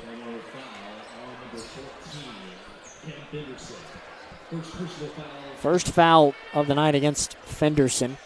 On the floor for the Indians, Robinson, Andrew Voiles, along with Jeremiah Smiley, Caleb Ballard, and Tom Suddeth. Suddeth will have it right now for the Indians. He gives to Smiley in the far corner. Looks inside. Suddeth going up at the paint, and he's got the bucket there. It was a very awkward situation. I'm not quite sure what just happened. Well, it didn't put the bucket on the scoreboard, so I guess it was an offensive foul on the Indians, but no sign from the officials on what that was. Well, I heard a whistle and saw the stoppage, and I never saw a call there, but yeah, I think you're right. So no basket there. It's 29-26 still. And Stanhope trying to tie it here with a three from Terrence Collins. Off the mark. Here comes Andrew Voiles quickly in transition. Gives to Robinson, who lays it in. Robinson been the do-it-all guy for the Indians so far this game, doing it on both ends of the floor. Another whistle here. And not entirely sure what the issue was. They get Robinson with the foul, but no sign from the official on what that foul was. Well, Stanhope Elmore still inbounding. Terrence Collins from the baseline. Tried to give it to Jackson. It bounced right off his chest and out of bounds. And Wetumpka retakes possession right under the goal here with 6:35 left in the third. Voiles gives to Ballard. Now up top with Robinson. He looks inside. Ballard going up for it, and he'll draw the foul. Caleb Ballard has been not quite as active as he usually is, but he's been solid. Shooting a free throw here and missing the first.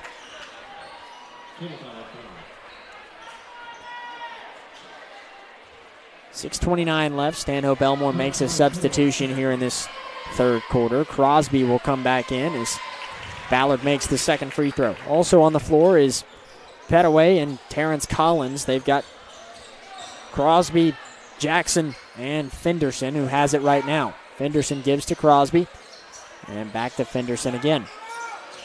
They'll continue to work in tandem as Crosby now has it and tries to drive in. Lost his dribble for a moment. He's on the floor, and a timeout is called by Coach Monkus and this Mustangs team.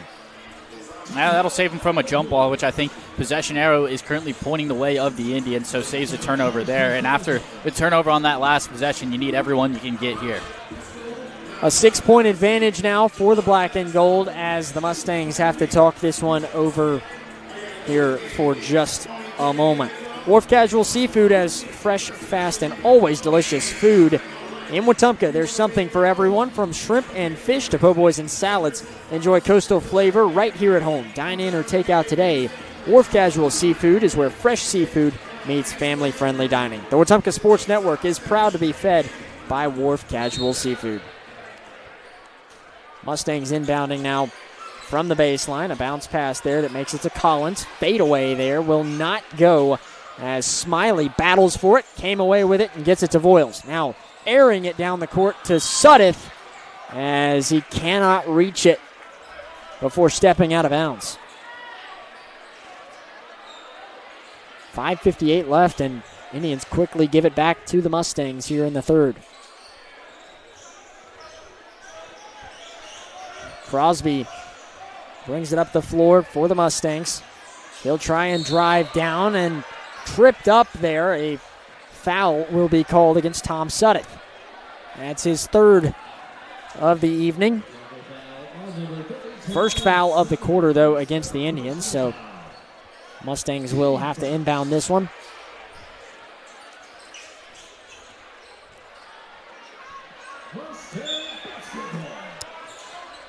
Fenderson got it in bounds here as Petaway drove in, went up for the shot, and drew the foul. Could not connect on the bucket here, but it goes against Chris Robinson. That's Robinson's third as well. And those are two guys, if you're the Indians, you really need in this game. Robinson doing it all on offense right now for the Indians, and Suddeth, a stark defender of that paint. Two guys you really would like to have on the floor. Petaway missed the first free throw there. The junior is averaging 7 points a game on the season. Second free throw is good. 32-27 now. Voiles walking his way up the floor for the Indians with a 5-point advantage over the Mustangs. Voiles looping around. He'll give to Robinson at the top of the key, who gives to Ballard right next to him as he returns the ball right back to Chris Robinson. Facing a little bit of pressure from Fenderson. A pass inside to Caleb Ballard, and a whistle is blown there right at the baseline. This foul will go against Isaiah Petaway. Just shot those free throws a moment ago. Now he is the guilty party, and he will come out of the game as DeCaro Johnson, the sophomore, returns. Voiles will lob a pass in to Ballard. Robinson has it now, though. He drives inside, draws a foul. This time they will call the shooting foul against DeCaro Johnson. And that's 3 on Johnson. And finally, the call going the right direction for Robinson. We mentioned during that halftime show had 3 buckets waved off because of a foul call on the floor. First free throw from Robinson is good. Finally getting his chance at the free throw line here. That's 4 fouls on Stanhope Elmore in this quarter already, so Indians will head to the bonus with the next one.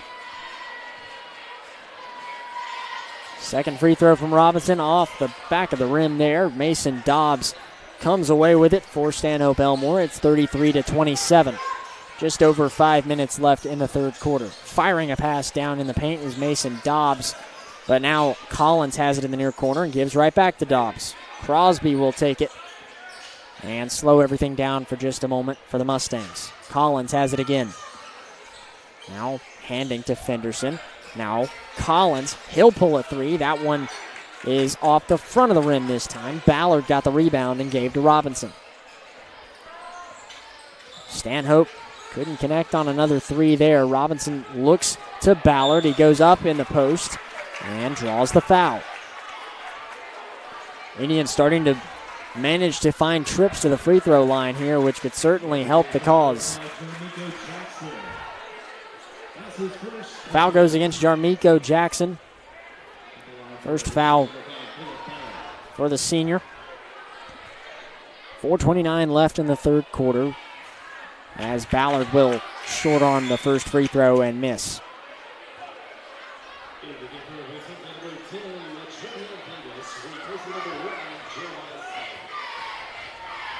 Now Ballard, second attempt, will go. And it makes it 34-27 Indians. Stanhope quickly in transition here. Will get a bucket with Mason Dobbs. They'll draw the foul as well.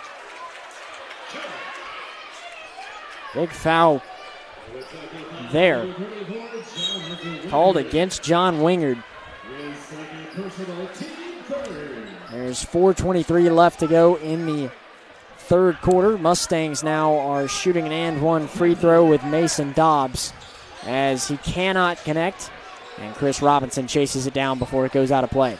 Fires a pass down to Davis, to Robinson now. He faked the 3, drove inside. He'll do it himself. What a play from Robinson. Lays it off the glass. 36-29 now, Indians. Fenderson with it for the Mustangs as he will bounce past to Crosby and give to Jaden Wise as they all work together up top. Fenderson handing to Crosby as he'll back off again. Now Jaden Wise getting a touch. From the top of the key now, Cortland Crosby pulls the 3 and nails it. 36-32 now. Robinson, he's got it for the Indians. Looks inside. Wingard in the post. Can't get it. Davis had a chance at it. He can't make anything of it either.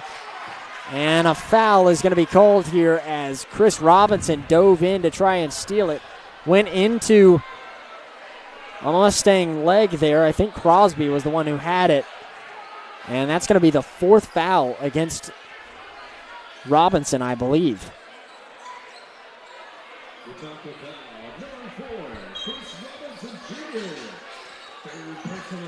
Check that. That's his 3rd foul of the game as Stanhope manages to get it in. They go across the way. Fenderson pulls a 3 from the far corner. No good. Collins with a board and gives to Dobbs. Dobbs now spinning in the post. Makes Wingard miss and gets the bucket. And he cuts it to a 2-point game. 36-34 Wetumpka. 3 minutes left to go in the third quarter as Stanhope begins to build some momentum. A pass to Voiles is batted out of bounds by Cortland Crosby.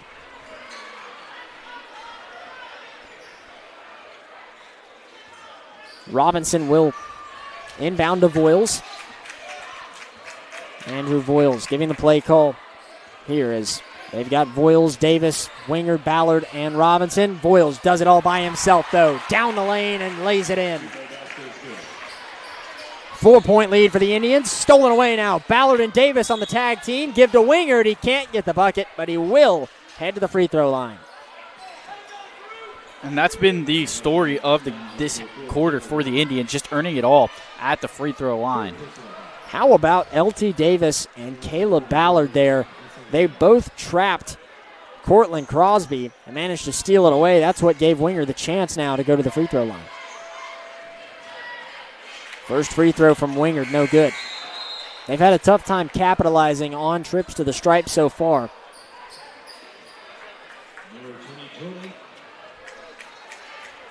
Jordan Moore comes in for Stanhope Elmore. Jaden Wise and Cortland Crosby exit, so they'll see Jarmico Jackson along with Mason Dobbs and Fenderson on the floor. Wingard goes 0 for 2 from the free throw line, and it remains a 4-point game. A pass in transition, though, stolen away by Wingard, and Voiles has it as he gets fouled now by Mason Dobbs. That'll send the Indians right back to the free throw line. You're in the bonus here, and every single foul is just going to send the Indians straight to the free throw line. Yeah, for the next 2:27, they'll be in the bonus for this third quarter. As Andrew Voiles will shoot 2 free throws, trying to extend this 4-point advantage. First one from Voiles is good. Andrew Voiles, always a physical player for this Indians team. Saw some nice plays just a moment ago. And couldn't make the free throw. Wingard came away with the rebound. Robinson now has it. He'll look inside. Ballard right under the basket. He gets it to go. Timeout called by Coach Thomas. And Wetumpka extending its lead now, 41-34. 2:19 left to go in the third quarter as the Indians take a timeout. So will we. You're listening to the Wetumpka Sports Network from Radio Alabama Sports.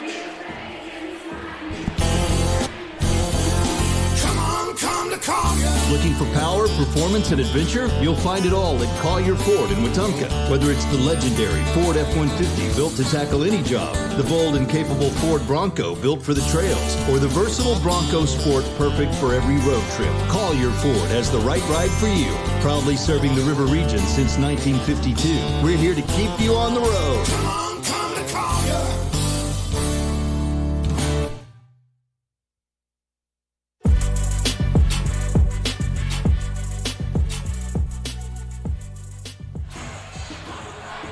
.219 left in the third quarter. Indians leading it 41-34. Terrence Collins will inbound for Stanhope Elmore as they've got it right now at the baseline. And they will find Mason Dobbs here as the Mustangs bring it up the floor after the Indians' bucket just moments ago before the break. Dobbs has it right now. He gives to Terrence Collins. He looks to drive inside. Whistle blown there on what may have ended up being a travel, but instead a foul just shortly before that here, and this one goes against LT Davis. That'll put Stanhope Elmore in the bonus, so both teams in the bonus now, and this is when you really got to start watching your fouling. You do not want to give the other team more chances at the free throw than they deserve. Collins shooting 2 now for the Mustangs. First one will go.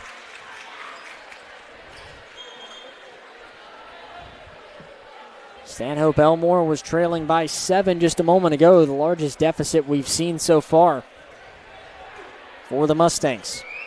Second free throw, not as fortunate for Stanhope Elmore. It's 41-35 with 2 minutes to play in the second quarter, or in the third quarter, that is.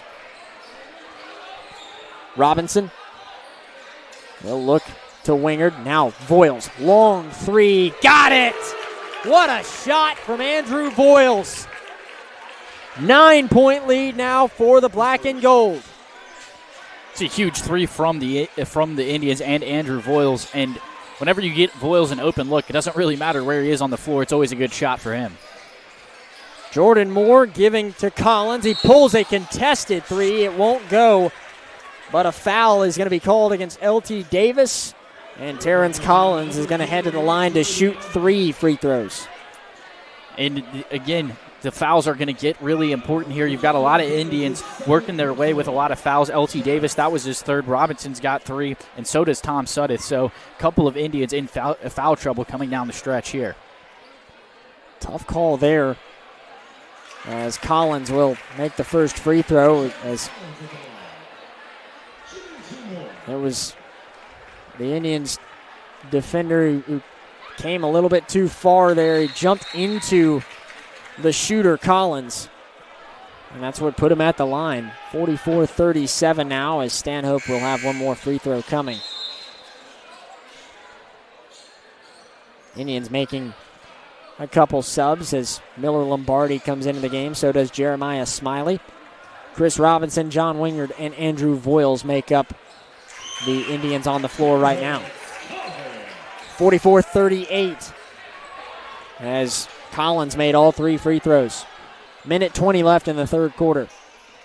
Voiles driving. Euro goes up, can't get it. Foul is called. This one goes against Jordan Moore, as Andrew Voiles had a full head of steam right there.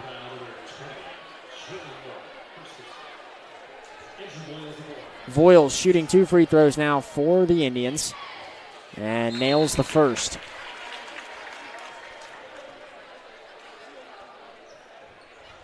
Wetumpka leading by 7.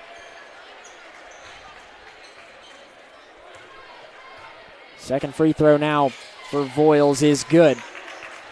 And it's an 8-point advantage, 46-38. Minute 15 left in the 3rd. Jackson, he's got it to Collins.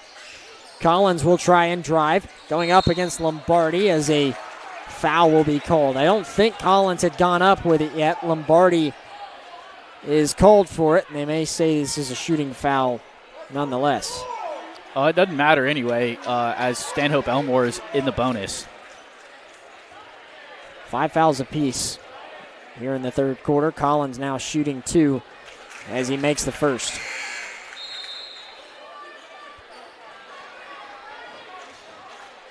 Trying to cut it down to 6 if he can make this one.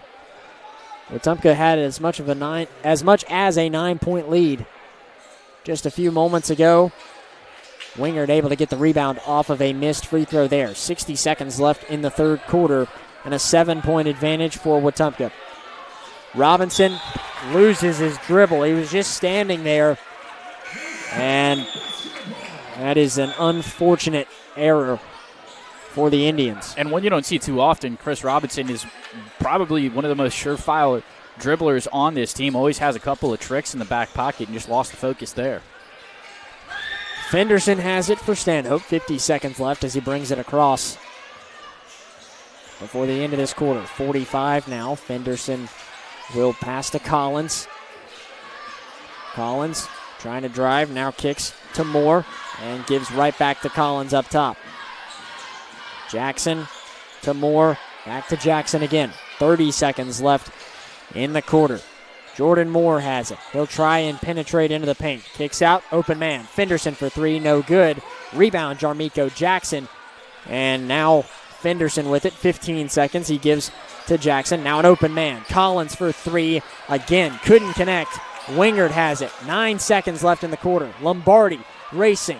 Finds Smiley. Smiley, catch and shoot 3, in and out, no good. 1 second left. Collins gets the shot off. Good if it goes, and it will not. 46-39, Indians leading by 7. We've got 1 quarter to go now in this rivalry matchup on the Collier Ford Wetumpka Sports Network. Hungry for fresh, flavorful seafood? Come to Wharf Casual Seafood, your local spot for shrimp, crab claws, mahi-mahi, and all your coastal favorites. Looking for a budget-friendly bite? Check out our tasty lunch specials featuring wraps, salads, shrimp, and more. Wharf Casual Seafood. WharfCasualSeafood.com. The coast is here.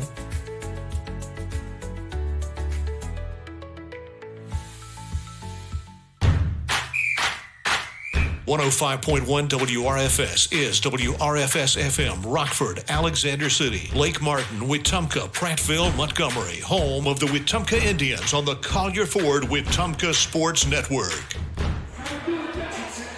Along with Mitch Petrie, I'm Gavin Baxley. Our camera operator tonight is Deacon Meeks. We appreciate him taking the time. It's 46-39. Wetumpka leads it over Stanhope Elmore. We've got 8 minutes of basketball left as both teams break from the huddle and we get ready for quarter number 4. It's a packed house here in Millbrook. Stanhope Elmore has just about filled up its side. Wetumpka has certainly filled up its. Yeah, the Indian student section overflowing into the stairs a little bit there. Good showing for the away team. I expect to see more of that when it comes to Wetumpka in just about a week and a half. Andrew Voiles has it now as his pass was almost deflected away. It goes back to Voiles, who drives inside and got the bucket. 9-point lead for the Indians. And that's a great move there from Andrew Voiles, just kind of jackknifing his way between 3 defenders and finding the open space for the layup. Jackson has it and giving to Moore. Moore will hand it to Terrence Collins. As Collins looks for a screen, he won't use it. He'll drive in from the left side, and he's got a bucket there. Good effort from Collins as he found some room. 48-41. Robinson taking his time. Now Robinson looking to zigzag his way in, and a foul will be called while he was standing at about the free throw line there.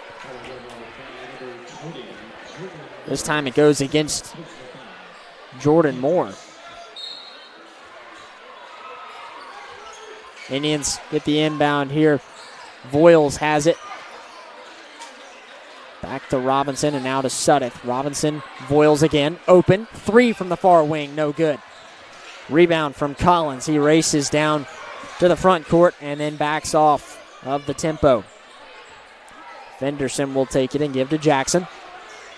As Jarmico Jackson finds Fenderson from up top. He'll try and drive in up against Robinson. Couldn't get it on the first effort. Got his own board, and the putback is good. 48-43. Stanhope Elmore just hanging around right now. Robinson. He'll have Ballard in the near corner, but Ballard gives it right back. Robinson now looking to drive. Finds Voiles instead. Now far corner 3. LT Davis. And that one off target as Jordan Moore chases it before it goes out of play. Wide open man now. Collins goes up for a dunk. Is rejected by Ballard, but a foul is called. Not sure about the foul call on that one on Caleb Ballard. Looks like he got up and got all ball. And Indians fans definitely not thrilled with that call either. Yeah, displeased fans here in the Wetumpka side of the gym. Unless Collins heading to the free throw line here with a chance to cut it to a one-score game again if he can make both of these.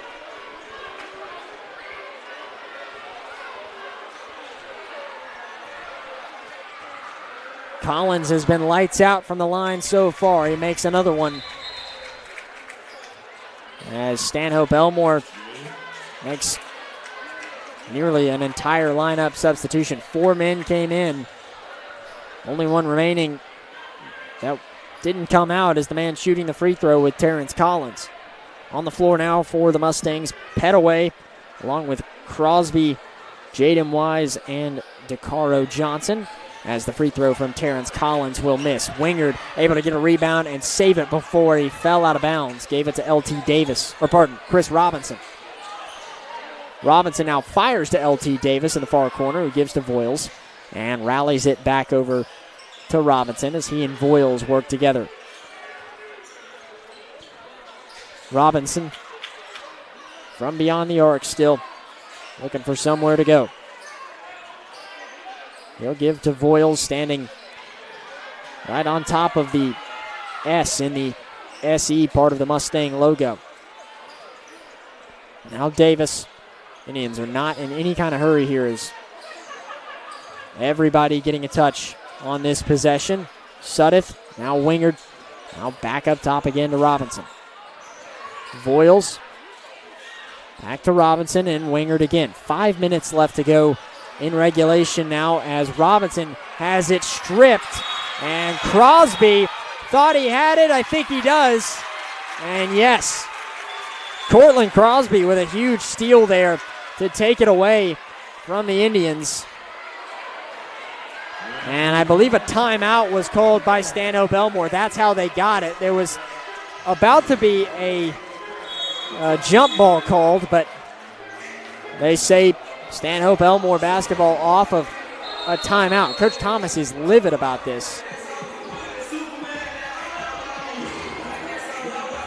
I don't think that he's confident Stanhope had the right to call the timeout just yet when they gave it to him.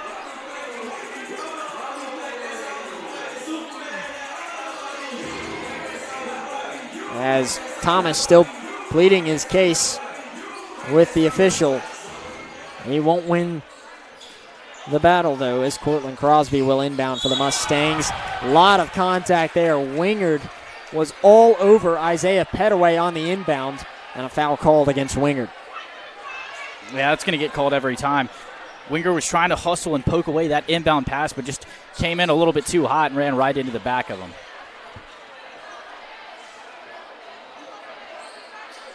.44 with 4:51 left. As Stanhope Elmore will inbound, Terrence Collins will do so this time.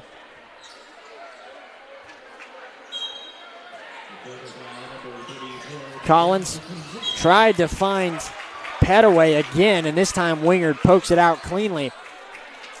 He is locking down Petaway on this inbound here.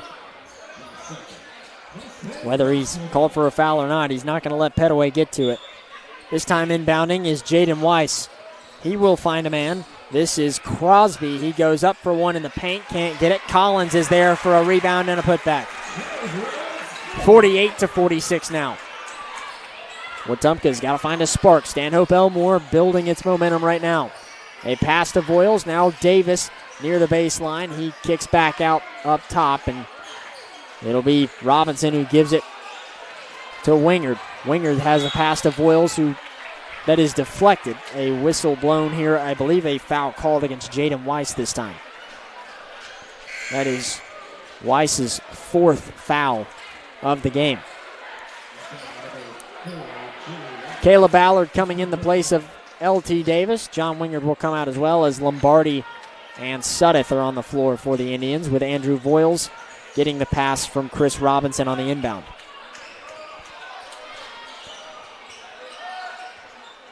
Voiles. And there's a stoppage here, and I guess an off-the-ball foul here against Mason Dobbs. Dobbs was covering Tom Sudeth. I missed the contact there as it was away from the ball. Andrew Voiles has it again off the inbound. Pump fakes. Stanhope fans want an up-down call, but I don't think he ever actually left the ground. Robinson now, he'll drive into the paint. This time he draws a foul. A shooting foul at that with 3:58 left to go. It goes against DeCaro Johnson, who also picks up his fourth foul. So the foul trouble stacking up right now for the Mustangs. Robinson shooting two as Wetumpka's lead has dwindled to just a 2-point advantage. First one from Robinson off the back of the rim. The free throw struggles have been prominent so far for Wetumpka.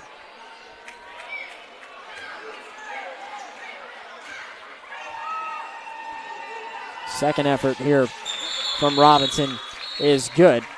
Jeremiah Smiley will come into the game. Miller Lombardi will exit for the Indians as Wetumpka leads it 49-46. 3 minutes and 58 seconds to go.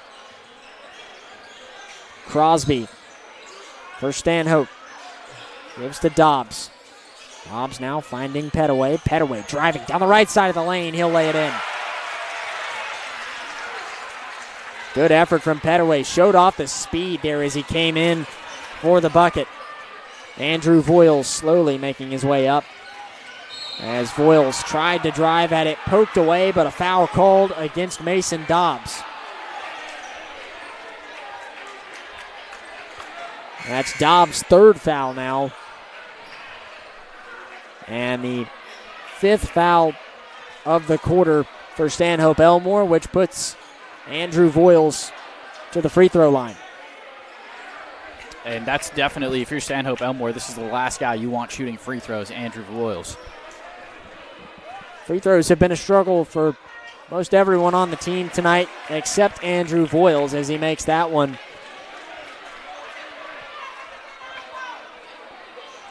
Has been, well, I'll tell you in a second. Shooting his second free throw, he's got that one. He's been almost a guarantee on each of his free throws so far as he knocks down both. 51-48 now with less than 3:30 to go. Collins gives to Crosby. Cortland Crosby will find Petaway. Now Collins driving inside. Fadeaway jumper, no good. Sudeth with a great rebound. He gives to Robinson, who will slow everything down and jog his way up the floor here. Sudeth was going up against Dobbs there and had a great effort for it as Robinson tries to drive in. Won't get the lay or the foul, but a pass is picked off by Andrew Voiles. And then a timeout called by Coach Thomas on the scramble for it. That's a good use of the timeout there. Voiles ended up sticking with the ball, but you see a couple of defenders crashing at him, the ball on the floor. The moment he picks that thing back up, you got to call the timeout, not give a jump ball, not give another possession away in just a three-point game. It was a chaotic situation there as Indians were hoping they would get the foul call, and then the long pass there was picked off, and Voiles had it for a moment, but then almost was going to get called for a backcourt violation if not for Coach Thomas calling the timeout. Voiles was about to be trapped. There's 2:53 left to play. Indians leading it 51-48 over the Mustangs here. As we come down to the waning moments of this rivalry matchup.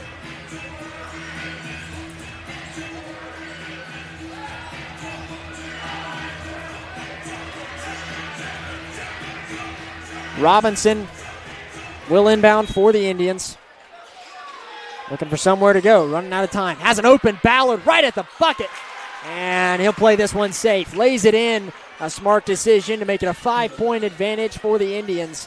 53-48. Usually you see the flashy dunk, but you don't want to risk something right now. Timeout called now by Coach Monkus and Stanhope Elmore with 2:40 left to go in the fourth quarter.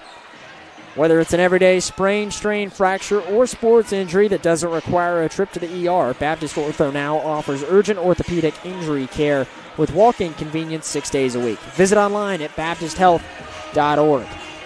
A 5-point advantage for the black and gold as Stanhope Elmore will have possession when they come out of the break, but they've got to find a way to get inside here. Have not been able to connect from beyond the arc like they would want to so far.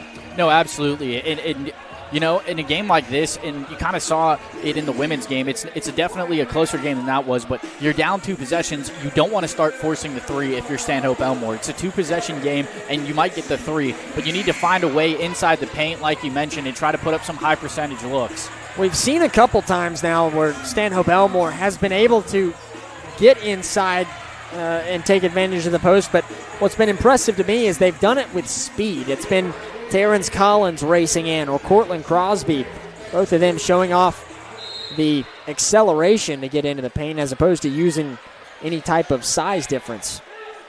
Fenderson will have it for Stanhope Elmore with 2 minutes and 30 seconds left to play.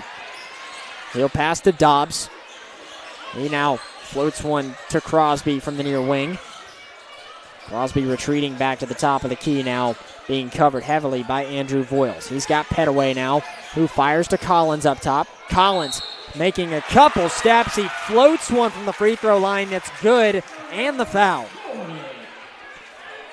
Big shot there from Terrence Collins. Collins has been the star of the show for Stanhope Elmore.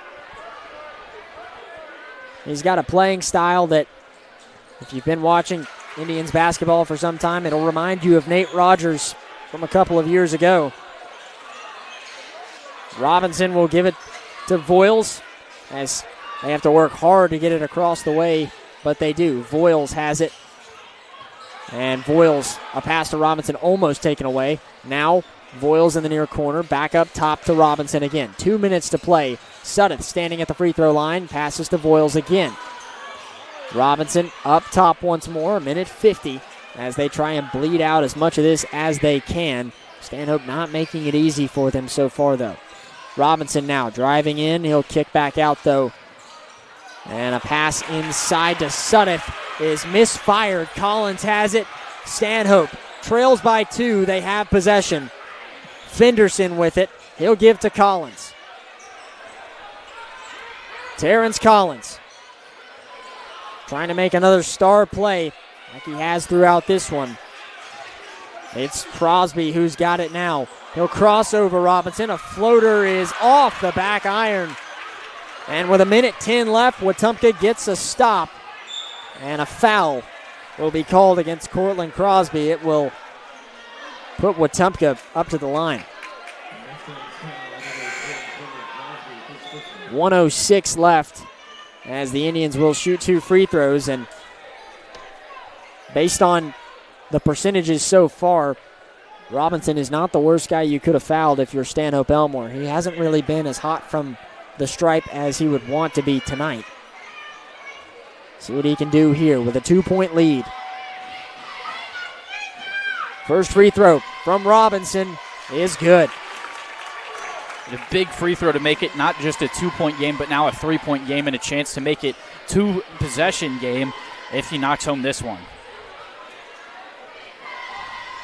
Now Robinson trying to make it a 4-point advantage. Second free throw will not go. Rebound from Terrence Collins. And with 60 seconds left right now, Stanhope Elmore has possession. They'll give to Petaway. He tries to drive down the baseline. Has Dobbs instead. Bounce pass. Collins near corner. Back up top. Collins with it again. Now Crosby. 45 seconds left. Indians letting them hear it as they hope to pull off a road victory. Collins with it. Foul called against Jeremiah Smiley. Not the end of the world there. It was called on the floor. Indians have only committed 4 fouls, so Mustangs are not in the bonus just yet. 40.3 left on the clock as Jarmiko Jackson will inbound for Stanhope. Jackson, bounce pass, near corner. 3 from Petaway, will not go. Rebound Sudduth as here comes Robinson. Indians fans on their feet now, trying to secure it. Robinson for the lay, can't get it, but he draws a foul. And if he makes that bucket right there with a chance to go to the line, that could just about be the dagger for Stanhope Elmore. Good foul on that shot, trying to keep and limit the damage. Cortland Crosby comes in for Stanhope Elmore as DeCaro Johnson will exit. Not over for Stanhope if he makes these, but it'll make it certainly a lot more difficult. Robinson, first free throw is good. 4-point lead for Wetumpka as they try and secure a rivalry win and a 2-0 record in area play. Second free throw is good as well. Robinson's made 3 of his last 4 from the line. Now here's Crosby with it. Mustangs have to hurry as they trail by 5. Timeout called by Stanhope Elmore. And the Indians crowd roars as Wetumpka is feeling themselves with 26.7 seconds to go. And it's really been the Chris Robinson and Andrew Voiles show in this second half. Voiles has a whopping 15 points in this second half. Chris Robinson closely behind him with 10 as of his own. So Indians have really let the guards steal the show here and made some, and Chris Robinson especially, making some really clutch buckets coming down the stretch. A 5-point advantage now for Wetumpka And Stanhope in a must-score possession right here. If they want any chance at it, you got to get the score. You've got to foul right after and hope Wetumpka cannot take advantage of another trip to the free throw line. Coach Thomas, exclamatory right now within his huddle, trying to get his Indians team to finish this out. You play it clean here for Wetumpka, and you can come out of here with a rivalry win. A lot of the Stanhope side of the stands has already started to clear, but it's not quite over just yet. Cortland Crosby will inbound from the sideline. He'll find Fenderson. Fenderson has some room. He'll pull a three that is airballed, and a save there from Jarmiko Jackson. He bounces it off of Sutton's leg, and the Mustangs keep possession with 19.3 left. Bounce pass now, driving in. Crosby with a floater. He's got it. 15 seconds as the Indians will inbound to Voiles, and a foul is called with 13 on the clock. Voiles has to hit these two. Really just has to hit one as Wetumpka leads by 3. And this is the best guy to send to the line if you're the Indians. Voiles has done a really great job all season long at the free throw line, and hope to see that continue here. It's been good so far. Need just one more. First free throw from Voiles will go. Goodness. Took a hop, skip, a bounce, and a roll, and finally went down 57-53. Second free throw now for Andrew Voiles is good. 58-53, black and gold. Mustangs racing down the court. Petaway, now Jackson. Three-pointer, airballed, and saved, but it won't matter. Robinson has it. He'll go up and jam it down. Ball game. Indians take down Stanhope Elmore 60-53, a rivalry win on the road.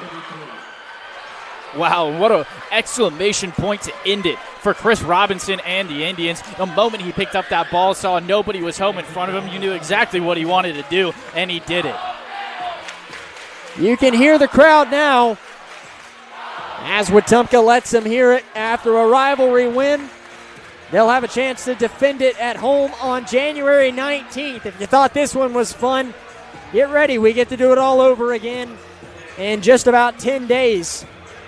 60-53, the final score. We'll take a break, and then we'll have stats and a talk with head coach Stephen Thomas after these messages on the Call Your Ford Wetumpka Sports Network from Radio Alabama Sports. Safety starts with Montgomery Fire Equipment Company. From inspections and extinguisher service to full fire suppression systems, businesses across Alabama trust our team to protect what matters most. And now, we're hiring. We're looking for new fire technicians to join our team. If you're hardworking and ready to make a difference, this is your chance. Montgomery Fire Equipment, protecting people, property, and progress. This is Kathy Thornton with RE/MAX Cornerstone Plus. I know buying or selling a home can feel overwhelming, but I promise you don't have to go through it alone. I'll guide you through every detail and keep things simple, clear, and stress-free. When you're ready to make a move in the River region, call me, Kathy Thornton, with RE/MAX Cornerstone Plus. We believe in doing things right the first time. That's the promise behind Finish Line Garage Floor Systems. Powered by Precision Floor Care, our custom garage floor systems are designed to be tough, stylish, and built for the long haul.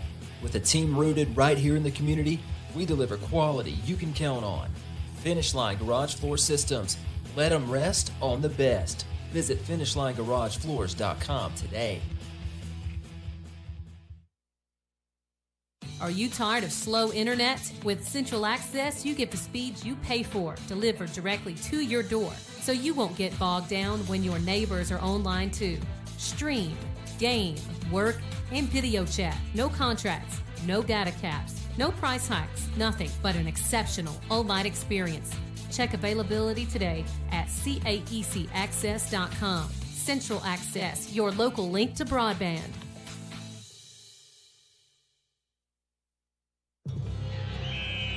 When a sports injury has you sidelined, Baptist Ortho Now offers comprehensive orthopedic care with no appointment from 8 a.m. to 8 p.m. Monday through Saturday, with board-certified specialists treating injuries and expert physical therapists administering everything from sports medicine to everyday recovery treatment. Baptist Ortho Now, getting you off the bench and back in the action. East Chase across from Target. At First Community Bank of Central Alabama, banking's about real relationships, trust, kindness, and a shared commitment to making life better. As your neighbor and partner across Elmore and Autauga counties, we're here for you, whether you're planning your future, buying your first home, or building your wealth. With our local knowledge and heartfelt support, you can count on us. First Community Bank of Central Alabama. Let's do life together. Member FDIC, Equal Housing Lender. This is the RE/MAX Cornerstone Plus post-game show on the Collier Ford Wetumpka Sports Network. And welcome to the City of Wetumpka halftime show. I'm Mitch Petrie. RE/MAX Cornerstone Realty post-game show. Still stuck in that game. So much to get caught up with. Indians get the win, though, 60-53 behind the tandem of their senior guards. Chris Robinson finishes the night with 23 points, and Andrew Voiles got 18 of his own and a bunch of huge baskets for the two of them coming down the stretch. Chris Robinson sealed it with a dunk, and Robinson had a great night overall, had 4 rebounds to go with it, 3 assists, and 2 steals for good measure as well. Looking ahead as well, Andrew Voiles had another 3 assists and 2 steals, just like Robinson, to go with his 18 points. Caleb Ballard showed up in that second half. Ballard finishes the night with 6 points, but really it was the 2 guards who stole the show and got it all done all night long. Yeah, it was, for the Indians and for the Mustangs, we saw the guards really taking control of it throughout this one. Andrew Voiles being a big player for this Indians team, but Terrence Collins was just as big of an impact for Stanhope Elmore. They fell short here tonight, though, 60-53, of course, and you got to be proud of this Wetumpka team for how they managed to finish this game off. They had a lot of moments there at the end of the game where they had to play clean basketball. They had to execute the fundamentals by making free throws, doing the standard parts of basketball, and they did just that, especially when you look back at just earlier this week, where Wetumpka struggled in a lot of those different facets of the game. They execute tonight, and it helped them get the win. Yeah, absolutely. I mean, you talk about the turnover margin. That was a huge thing. 27 turnovers against Percy Julian compared to just 7 tonight. So a very big decrease in turnovers. And you got to think that was a huge point of emphasis for Coach Thomas and this team coming into this game.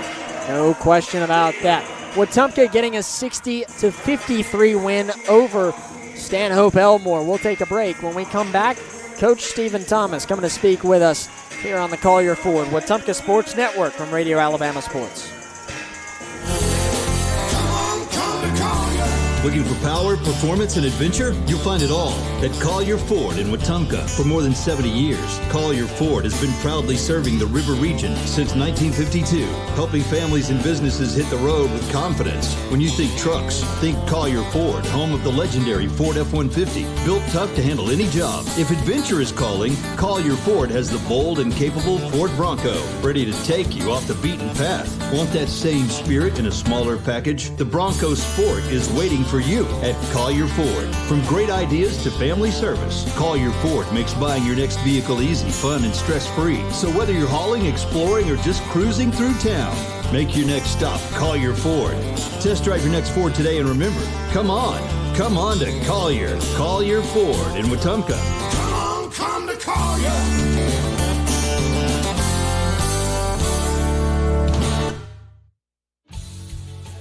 Safety starts with Montgomery Fire Equipment Company.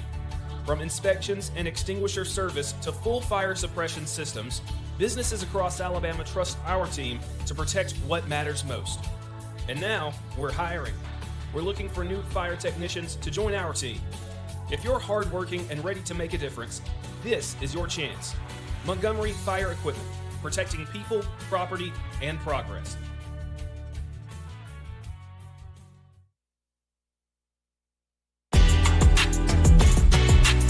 Wetumpka Indians stay connected thanks to Central Access. Reliable, affordable, and delivered straight to your door. Central Access, your local link to broadband. Online at centralaccess.com.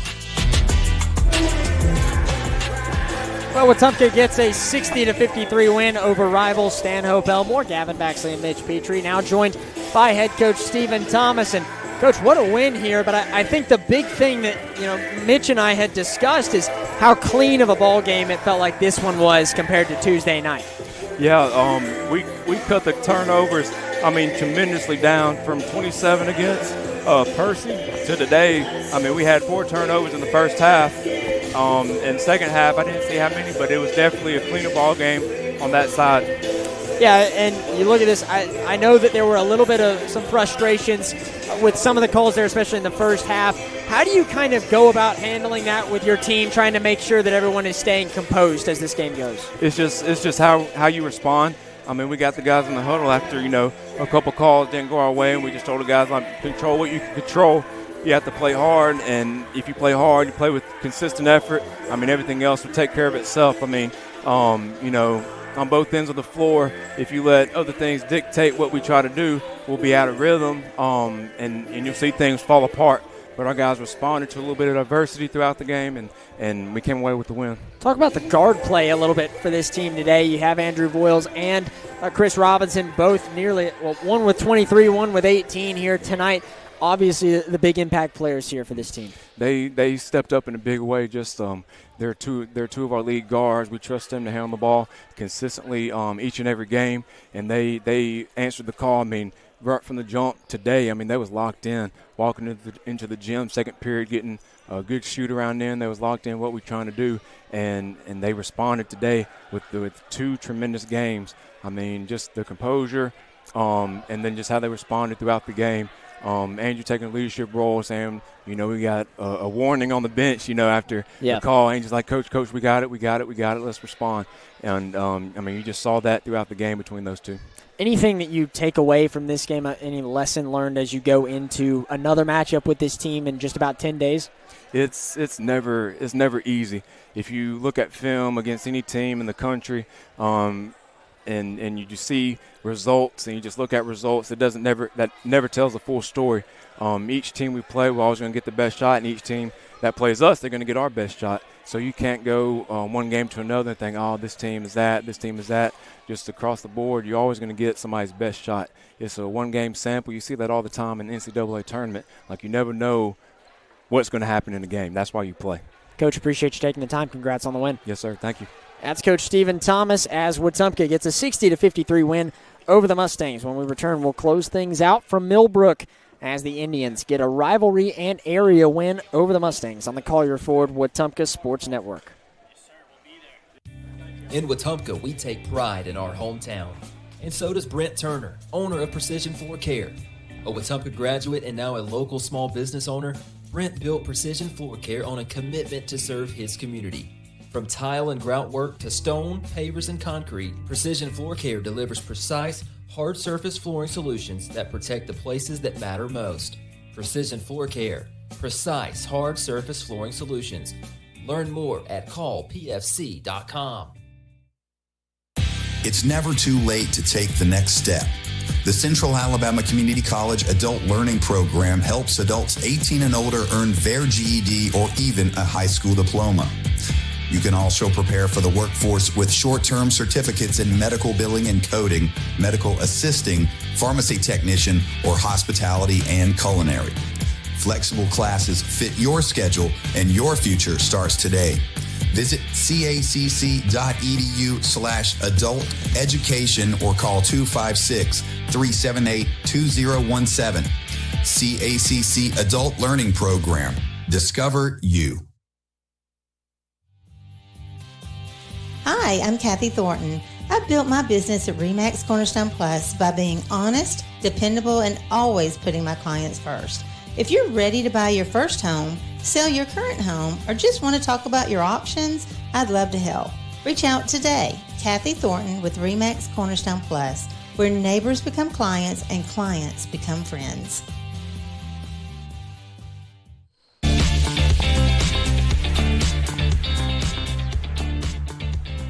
Back again for the final time tonight. Our final scores: 81-60, a loss for the women, but a 60-53 thrilling victory for the men. The Lady Indians now hold a record of 14-5, and the men move to 14-6.